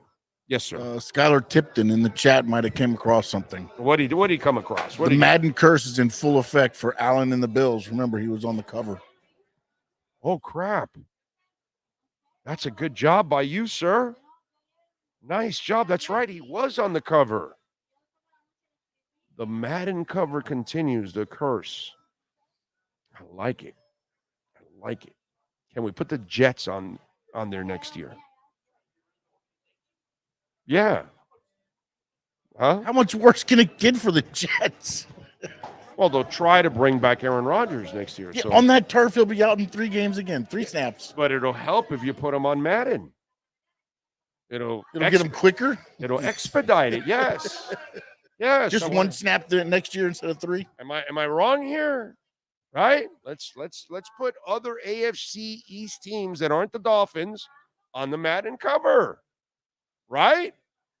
Aaron Rodgers coming back, magically repaired Achilles, gonna light it up. Madden. Love it. Is there anything wrong with that? Are you guys gonna complain about that? No, right? You're not doing that, are you? By the way, Perdomo Cigars. Yes, sir. We love Perdomo Cigars. Why don't we give the lady canes? Why don't we give the lady canes? Because ladies can enjoy cigars too. But they don't have to enjoy the cigar. They can enjoy the Victory cigar. Like it. There's a 10th anniversary. You got to check out the 30th anniversary. It's just out now. And if you haven't been to the Cigar Factory / what's it called? The lounge, go to Perdomo at 5150 Northwest 167th Street in Miami Gardens. If you're a cigar aficionado, you will love it. Nick Perdomo is there all the time. Nick Jr. is there all the time. Arthur, all the great people out there. Janine Perdomo, she smokes cigars too, man. Hey, man, the Estate Selección, the 20th anniversary, the 10th anniversary, the 30th anniversary, the Habano Bourbon Barrel Aged, the Immenso 70, the Fresco, the Double Aged 12-year vintage, baby. There is such a large selection. And they've got them all there at the Perdomo factory there in Miami Gardens. But you can go to your nearest cigar shop and ask for it by name. All right? Get yourself a Perdomo cigar. The construction of that cigar is impeccable. The draw from beginning to end, perfection. The flavorful from beginning to end. And it doesn't matter if it's a Connecticut wrapper, a sun-grown, or a Maduro. You are going to taste it all the way through. Quality binder, wrapper, and filler. And that's all they do there at PerdomoCigars.com. All right. So Deion Sanders is the SI's 2023 Sports Person of the Year. He is. I have no problems. He is. Bro, Colorado won one game. Nobody has given a shit about Colorado for years. That man goes there, and everybody's going there. Game day, you name it. Colorado is now on the map because of Deion Sanders. You know, some guy on Twitter put some foolish ass stuff. Oh, I wonder how much they paid to be on the cover. Everything's not a conspiracy out there, you fools. Okay, I get it. Some of you out there, if you didn't win, it's a conspiracy. If you don't like how it ends, it's a conspiracy. Everything's a conspiracy.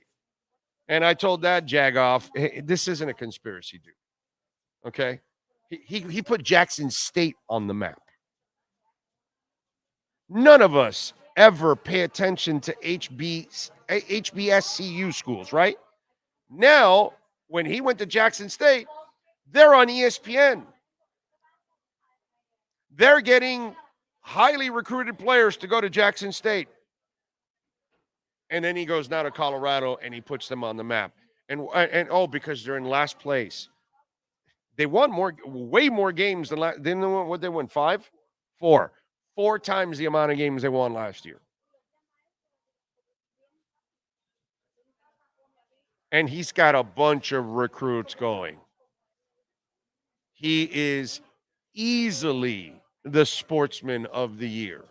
What he is doing for college football, what he is doing for those kids in Colorado, what he's doing for that school and their fan base.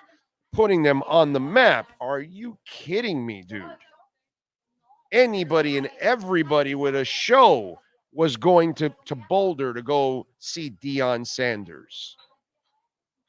Deion Sanders is a stud, has always been a stud, will always be a stud. It's what he is. Problem is with some of you out there is that you can't deal with a braggadocious guy. And everybody's not humble. Sorry. That's just the way it is. But if the man backs up what he talks about, which he's done his entire life,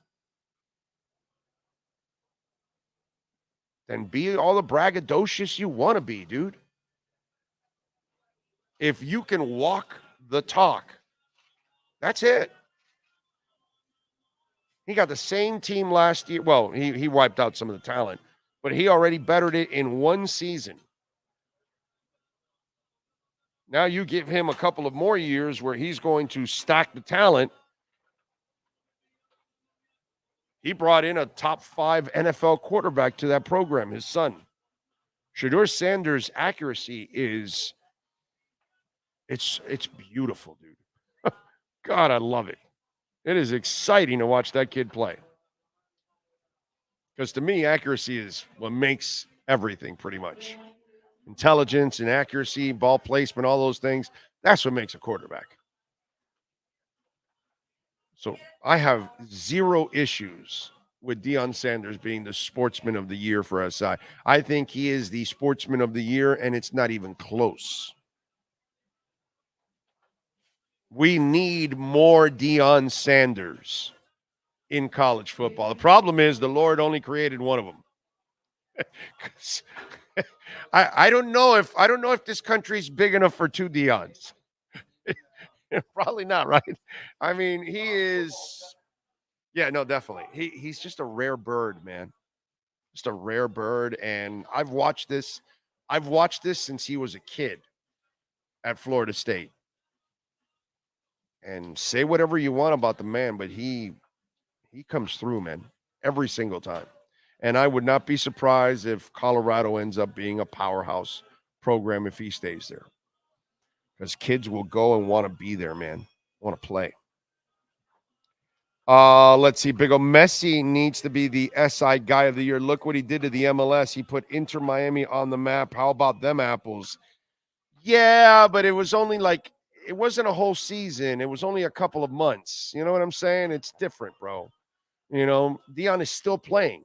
And he started the year at the beginning of the year with recruiting and everything else and building it all up. And, you know, he popped in for a couple of months. He had a great impact. Don't get me wrong.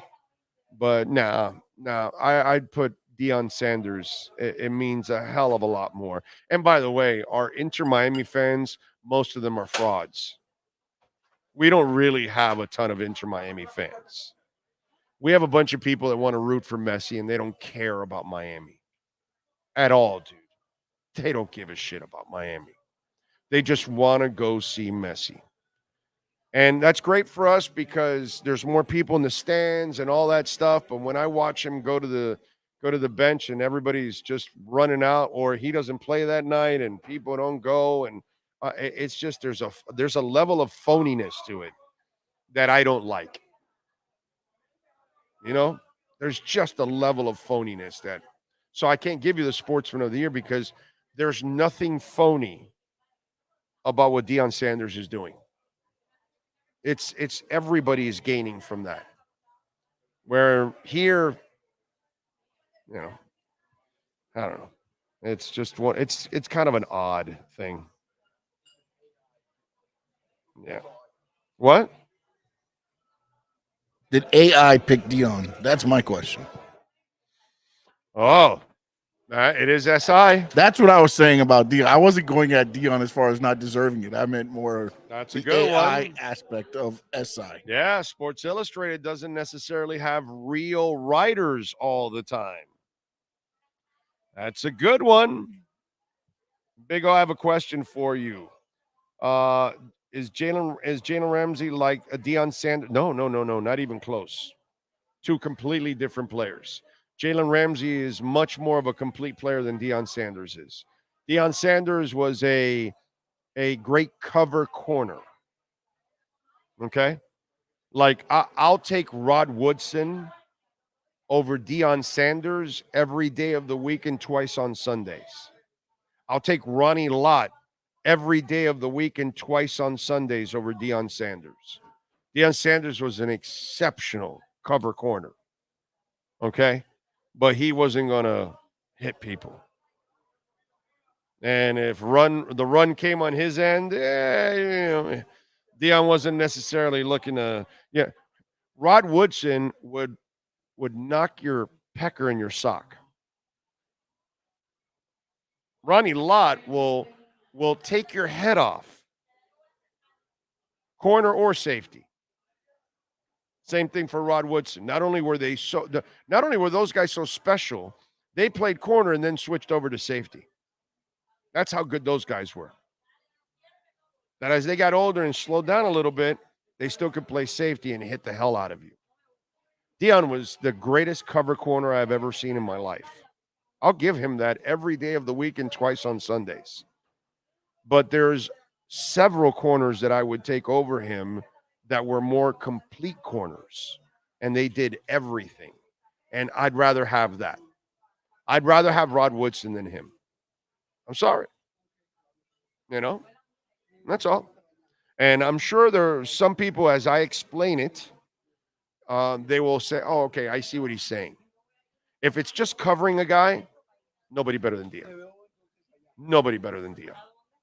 But if you got to break off the coverage because here comes the running back coming, turning the corner on your end, yeah, no, that's not really what you're going to get from him.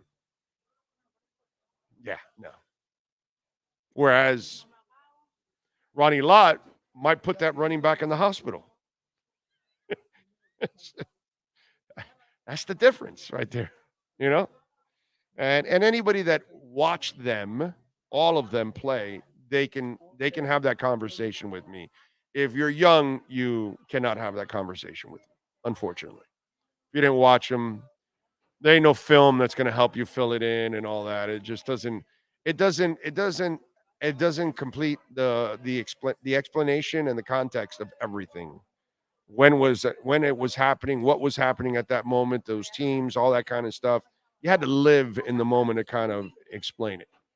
And so I think it's really easy to label Deion the greatest corner, but he's not the greatest corner. He's the greatest cover corner. That I'll give him every day of the week. But there's a couple of guys that I'd take over him because I kind of I want my corner to be able to hit somebody because he's going to have to hit somebody. So Jaylen will hit you. Did Mario promise anything to Jacurri to stay and play? I wouldn't know, Troy. I have no idea, my friend. Maybe there was no promise. Maybe it was just a conversation. Maybe Jacurri doesn't have enough interest around the country. And so he feels like, well, this will maybe help me generate interest by playing a good bowl game. I don't know what the situation is.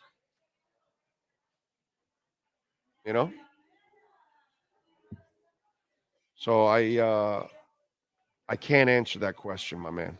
I don't have that info, unfortunately. Aaron Rodgers, perfect for the cover.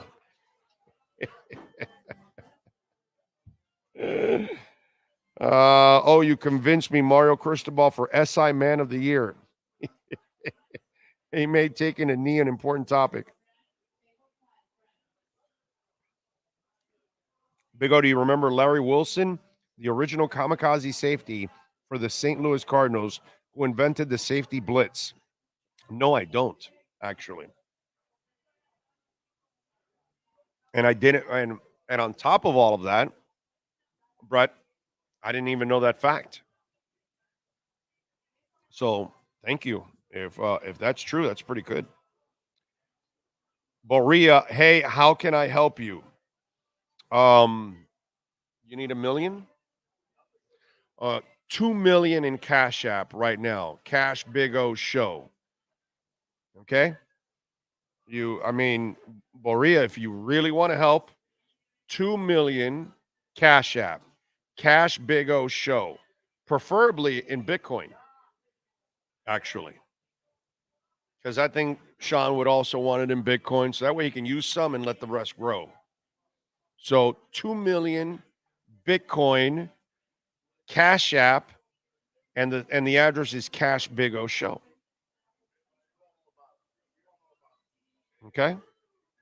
That's all. 2 million. I'm not asking for much.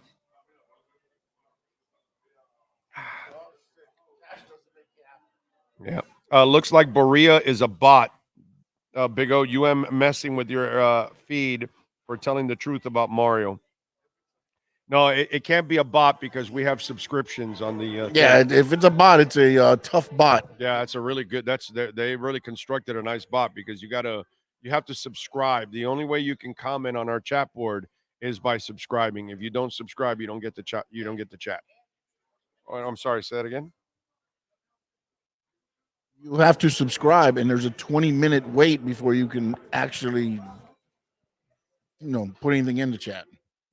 Yeah, so we eliminated the bots with that. Remember, we used to get all those bots a while back, and then he figured out, or no, wait a minute. I think it was Dougie Fresh, right? Dougie Fresh, I think, is the one that turned us on to it and said, hey, man, you guys got to, you can actually do a subscription to eliminate the bots. So it's not a bot. He's a real person. I don't know who Berea is, but Berea, hey, bro, we can be friends for life. 2 million, Cash App. In fact, Sean and I will be friends with you for life because he gets half. So if you give me 2 million, listen, if you can only spare $1 million, I'll give him half the million. That's fine. I promise. I don't have a problem with that. So that's really how you can help.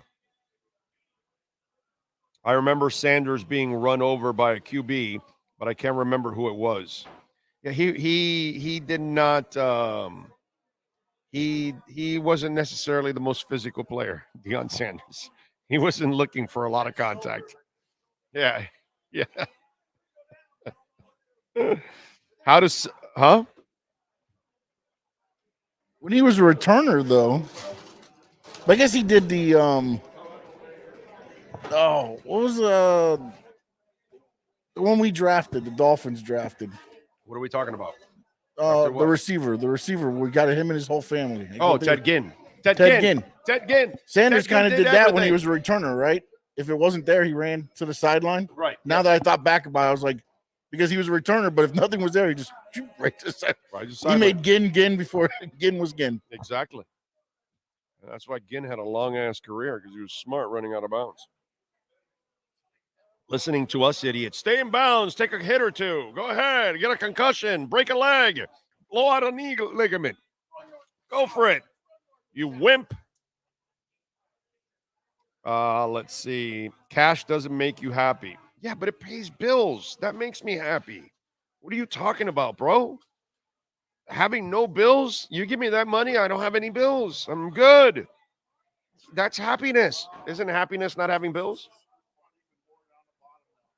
He says, and you really think money makes you happy? It'll make me happy to eliminate bills. What's wrong with if you send the 2 million, we won't be poor souls. That's right. That's right. I'm a poor soul. You said it yourself, Berea. We're poor souls. Make us rich souls. What's wrong with you? See, you even said it yourself. We're poor. Here's the tin cup.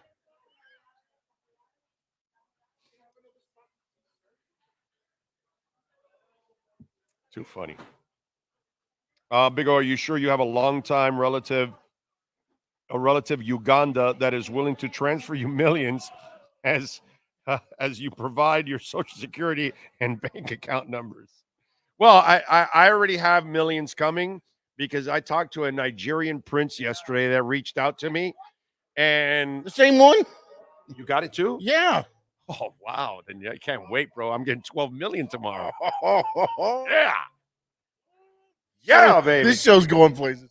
We're going to be broadcasting everywhere from now on because I got a Nigerian prince looking out for me, man. It's freaking awesome when you have a Nigerian prince looking out for you. I mean, you can't beat that. Just out of curiosity, I'm going to get a little personal here for some of you. It won't be a segment for you. I just got a question, okay? I'm of Cuban nationality, okay? You ever watch this protest? What do? We chant and pots and pans. That's it. You know where I'm going, huh? So what's with all the violence with everybody? Cubans have to deal with a lot of shit too, man. A lot of Cubans have died also. They're still under communist regime. Hundreds of thousands of Cubans have died in the Florida Straits. And you see them in 1980 and you see them, recently, and they're out there protesting. Why is it that Cubans know how to protest? Just wondering. How come we don't fight and destroy shit? How come we're not turning over cars and shit like that? Man, you want to protest? You go out and protest. You want to destroy shit? Put your ass in jail for a long time. Because I keep seeing that, and I got to give George from South Beach some credit. Follows me on Twitter. I don't know if he's watching now. But he made that point to me yesterday. He goes, how come our people, we go out and protest, and, we chant, whatever, whatever it is, and we're chanting, and we got the pots and pans, but we're not destroying anything. We're not fighting with people. We're passionate, because Latin people are passionate. But it's funny how, I got to give my people some credit on there, because there's a whole ton of groups that really don't know how to protest. And protesting is not destroying things and injuring people. Okay? All kinds of walks of lives go through all kinds of tough issues. From the gay community to the black community to the Palestinian community to the Jewish community, Cuban community, Haitian community, tons go through it. And we all have our issues and we all can protest. But how about doing it with some respect? How about respecting others? Just saying. It's kind of one of those things that, I continually see and I continually get pissed off about. Because you can protest, bro, but don't go destroying our stuff. Don't go destroying our streets and our businesses and costing taxpayers money and putting our police in danger. Because that's what you're doing to our police officers. You're putting them in danger because now they've got to deal with criminals. Because that's what you are. You're not a protester. You're a criminal. Okay? Once you start with violence, you're a criminal. So just want to say props to the Cuban community that knows how to actually, really protest. And you've seen it here many times over. It's amazing. Anyway, Rosendo says because we invented it. Oh, man. Those emails are so hilarious. I can't believe people fall for those scams. They do, bro. That's the sad part. Yep. Yeah, I remember the Elon crisis. Cubans didn't riot in buildings and yeah, I know. We don't do that. We don't go destroying anything.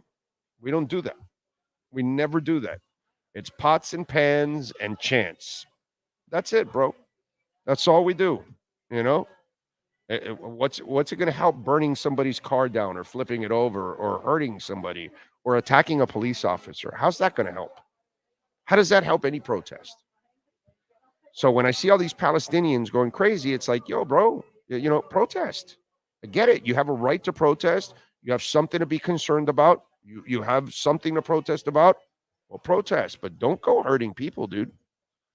No. Don't start damaging stuff. This happened with the BLM. This happened with all these type of protests. This crap has got to end, bro. Jail all these idiots because you're all criminals.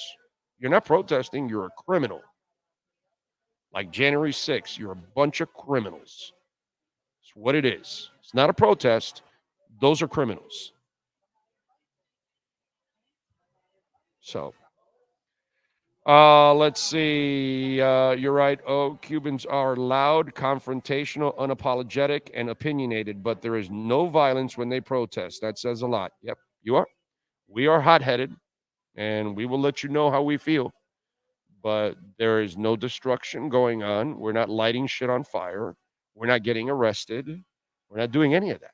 We're not hurting cops. We're not doing any of that. And we've protested several times here in this country, and nothing ever happens. So maybe they should use the Cuban protests as examples for all these other groups that want to protest. So maybe they learn how to protest the right way, like human beings do, like decent human beings do. Okay? Respect one another. Say your opinion. Express your opinion, but physical that's not going to get anywhere. Rise Taylor, thank you for the love on the super chat. I love the Finns since I was 6. I'm 29. You see on the field how they play for each other, but with Hard Knocks, it really rings home how their family. Brother, I told you guys, this is going to be a great weapon for us. It's going to be an awesome weapon that this offseason and many off seasons to come will pay off now under Mike McDaniel, because people are going to say, I want to play for that guy. Love it, dude. I absolutely freaking love it.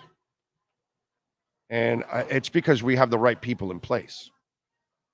We didn't have the right people in place, and that's why it became a crap show the last time around.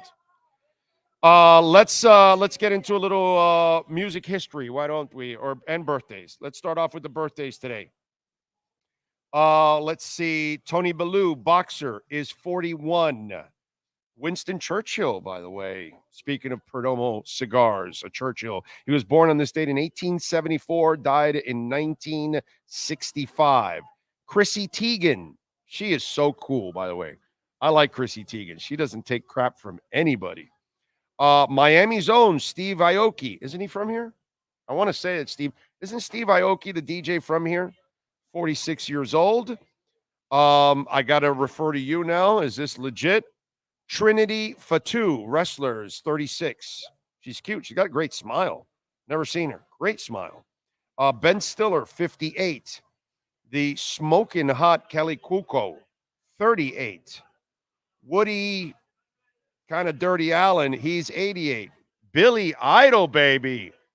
Blue Highway, my favorite song of Billy Idol, right there. Although I will say the Kings and Queens of the Boardwalk, I think it's how it's called. That last album, dude, that album was phenomenal. Totally under the radar. That album is fantastic. Mark Twain was born on this date in 1835, died in 1910. Bo Jackson was born on this date. He is 61. Man, this is a hell of a list today. Tecmo Bowl. Some rapper named Lancey Fox. He's 28. I have no idea if that's even legit, because they got a lot of like local and smaller rappers. I don't know all those guys. I know like the big names, not these kind of guys. And even with that, I won't even know all the big names either. Gary Lineker, soccer player, is 63 today. Mandy Patinkin, love Mandy, bro. He is 71. When he left Criminal Minds, the show was still good, but I loved it with Mandy, I got to say. Elisha Cuthbert, she is 41 years old today. Let's see. And Ridley Scott, director, is 80. Brother, this is one of the best lists I have read in a long time of birthdays. Wow. It's a lot of super names there, dude. Damn. Music history today. In 1966, on this date, a year and a half with the group guitarist Jeff Beck left the Yardbirds to go form the Jeff Beck Group. In 79, on this date, Pink Floyd released the double album, The Wall. What an album. In 82, Metallica performed their last ever concert with original bassist Ron McGoverney. In 77, on this date, Bing Crosby's 42nd and final Christmas special aired. It featured his memorable duet with David Bowie on Peace on Earth and Little Drummer Boy. It's a great, great duet, man. It's still there on YouTube. You can find it. In 82, on this day, Michael Jackson released Thriller, which featured, of course, Eddie Van Halen and Steve Lukather. Steve Lukather is the lead man, number one guy of Toto, okay? And he wrote a lot of the songs and all that kind of stuff. Lukather has written songs for all kinds of people. If you want to be impressed with one of the greatest songwriters of our time, it's Steve Lukather. And go look at his credits and all the music that he has written. It's not just the Toto stuff, okay, which is legendary stuff with Toto, but all the other stuff that he's done. I mean, Steve is a monster, bro. Obviously, on Michael Jackson's album. That's all you need to know. In 2000, Creed won the first ever My VH1 Music Awards, where the band took home 4 trophies. And in 2005, System of a Down had the number one album in the country with Hypnotize, their 5th effort, and the second half of Mesmerize, Hypnotize double album. And that's what happened today in Musica history. For those of you that are Priest fans, they released Trial by Fire, which is a really good song from their new album, Panic Attack. And it was a video that just had the words, but now they did a video for it. They didn't spend a lot of money, by the way. They just went out to a forest somewhere, and then they just positioned them in the forest and just and then played the music somewhere and from a box. And then they just kind of like mimicked everything. It wasn't, the production wasn't really, but I will say this, Trial by Fire is a killer song from Judas Priest. And their last album in 18, Firepower, I think was underrated as hell. It's a fantastic, and if you like Judas Priest and maybe you haven't followed some of their, music from the last few years and all that stuff, you should go get Firepower. And I am looking forward to getting Panic Attack because Trial by Fire was an excellent song. Go check out the video. If you're a metalhead like I am, you will like it. I can tell you that. Simon Kirk from Free and Bad Company. We talk about this all the time. And so he believes his bands, Free and Bad Company, should be in the Rock and Roll Hall of Fame. And neither one is, if you don't want to put Free, I can almost understand it. Not really, because if you're going to put Donovan or you're going to put T-Rex or you're going to put Kate Bush in the Rock and Roll Hall of Fame, then I'd rather put Free over all of those. But Bad Company, are you effing kidding me, dude? Right? And then he also went on to say that Paul Rodgers on his own should be in the Rock and Roll Hall of Fame, which he's also right. Now, Paul Rodgers never did enough music on his own to deserve, like Beyonce should be in the Hall twice. Eventually, she should get in twice. I know she hasn't been put in at all yet, but there's no doubt that her group should be in it and she should be in it the same way Diana Ross and the Supremes are in it, the way Stevie Nicks and Fleetwood Mac is in it, that some of these people have made it twice. Phil Collins and Genesis. Unfortunately, no, he's wrong on that sense. Paul Rodgers deserves to be in the Hall with Bad Company or Free or both if you want, but not so. He's never done anything on the solo end compared to some of the people that I just mentioned that are just monsters on the solo end. You know what I'm saying?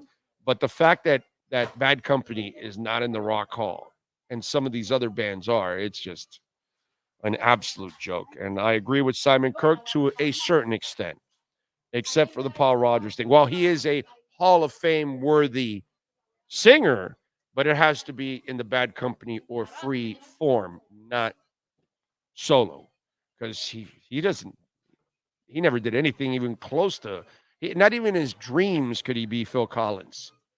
You know what I'm saying? Or Stevie Nicks or anything like that, because he never did or have that kind of success. All right. Oh, and one more music note, which is perfect.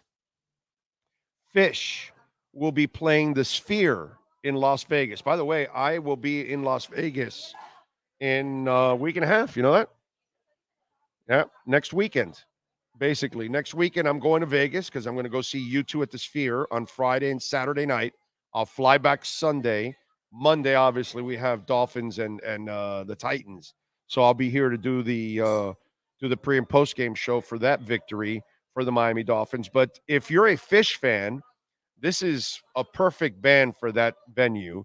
April 18th, 19th, 20, and 21. They will jam and play 4 consecutive nights. Ticket requests can be made now through December 11th, with tickets for the general public going on sale beginning December 15th. Okay, so if you're a Fish fan, that place is going to be loaded because Fish is a perfect band for that venue. Perfect. All right. There you go. That's a couple of music notes for you all. The Chiefs are not the same. Joe Burrow is out. Buffalo is missing the playoffs. If there's a year for Miami to do it, it's now. Go get that trophy, brother. And I hope they all get back healthy next year and Miami beats their ass again, because I certainly don't want the easy way out at all. I don't. I always thought Bing Crosby's daughter, Mary, was a smoke show in her younger days. You know what? I forgot how she looks. I got to look it up, Brett. I forgot how Mary Crosby looks young.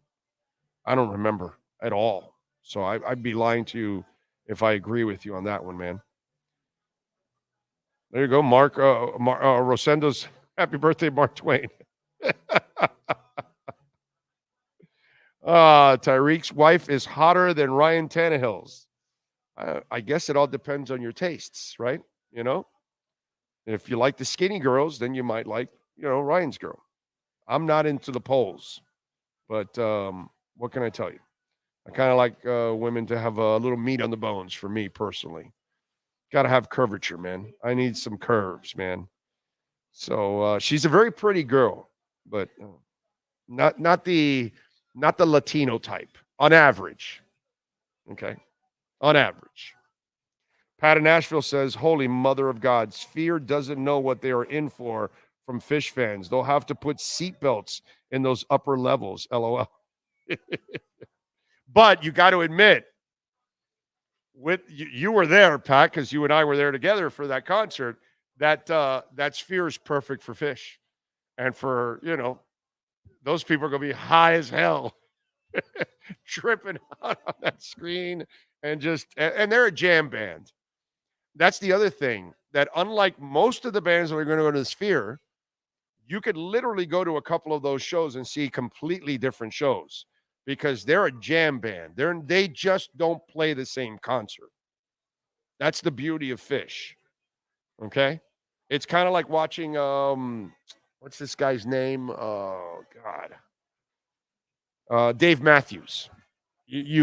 No Dave Matthews, no Grateful Dead concert is the same the next day, the next week, the next month. You will see practically a different show. That's just the way it goes. And so that's the beauty of the Fish one, that it's 5 nights, and I could see some of these Fish fans going to multiple shows because they know they're going to see different concerts. Whereas next weekend when I go see U2, there's a good chance that I'm seeing practically the exact same concert, except maybe 1 or 2 songs different. Something like that,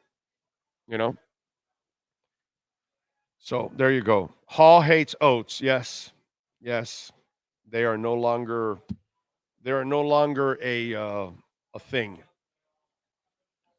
Unfortunately. Yeah. They're not a thing. What can I tell you?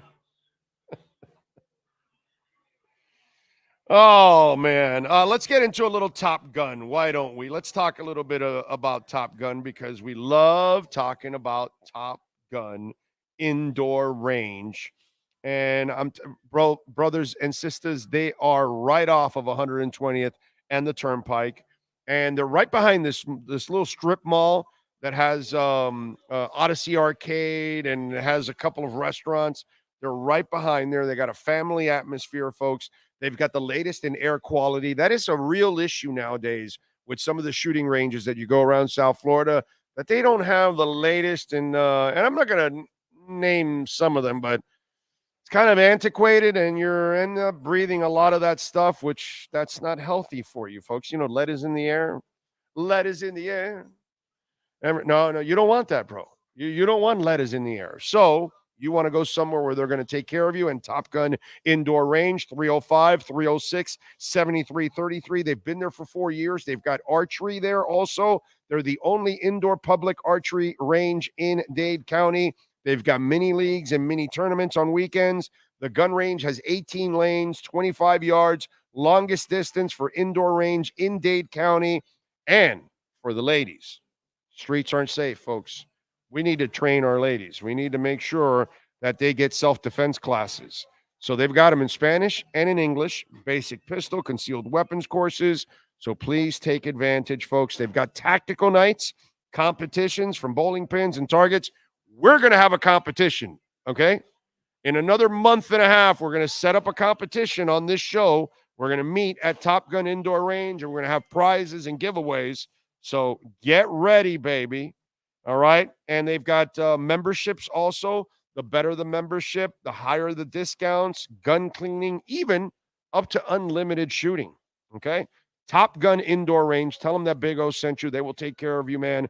Good people out there. 305-306-7333. Big O likes a butt of junk in the trunk.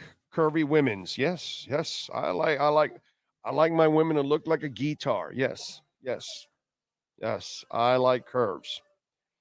Let's see. Oh, would you like having Tannehill as a... No, Herman. He can't play. He can't play in this system, dude. He's not a quarterback. No, I don't want him in this system. No, I'll take Skyler.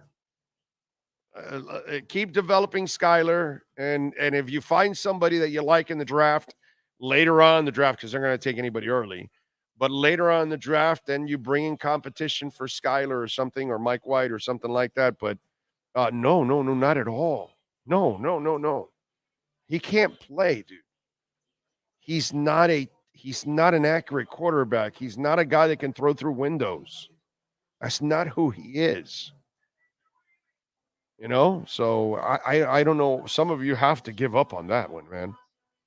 How about Taylor Swift at that venue? Oh, God, yeah. Taylor and Beyonce, they would sell out.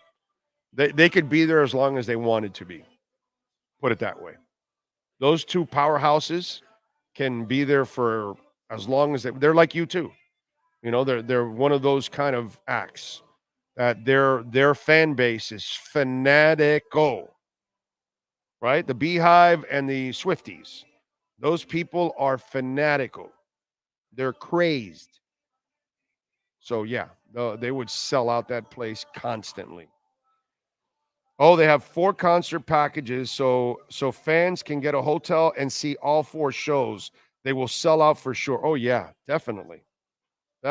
And again, you know what? If you have the money to go see all 4, you're going to see 4 different shows. Yeah. It was definitely a good move by them. You know, that's one of those acts that can definitely hang there and get it done. All righty. We are going to wrap it up here on the show.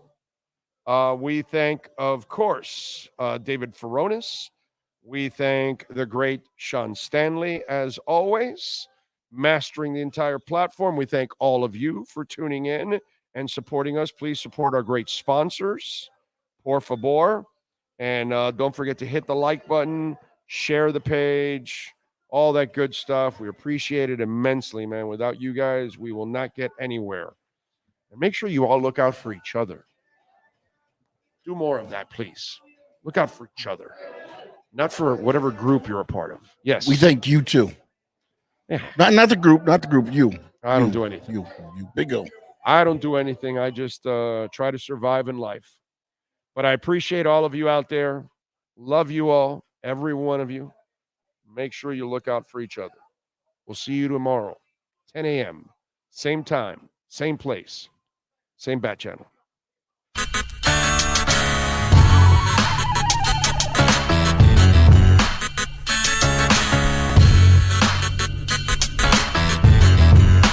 This is the Big O Show.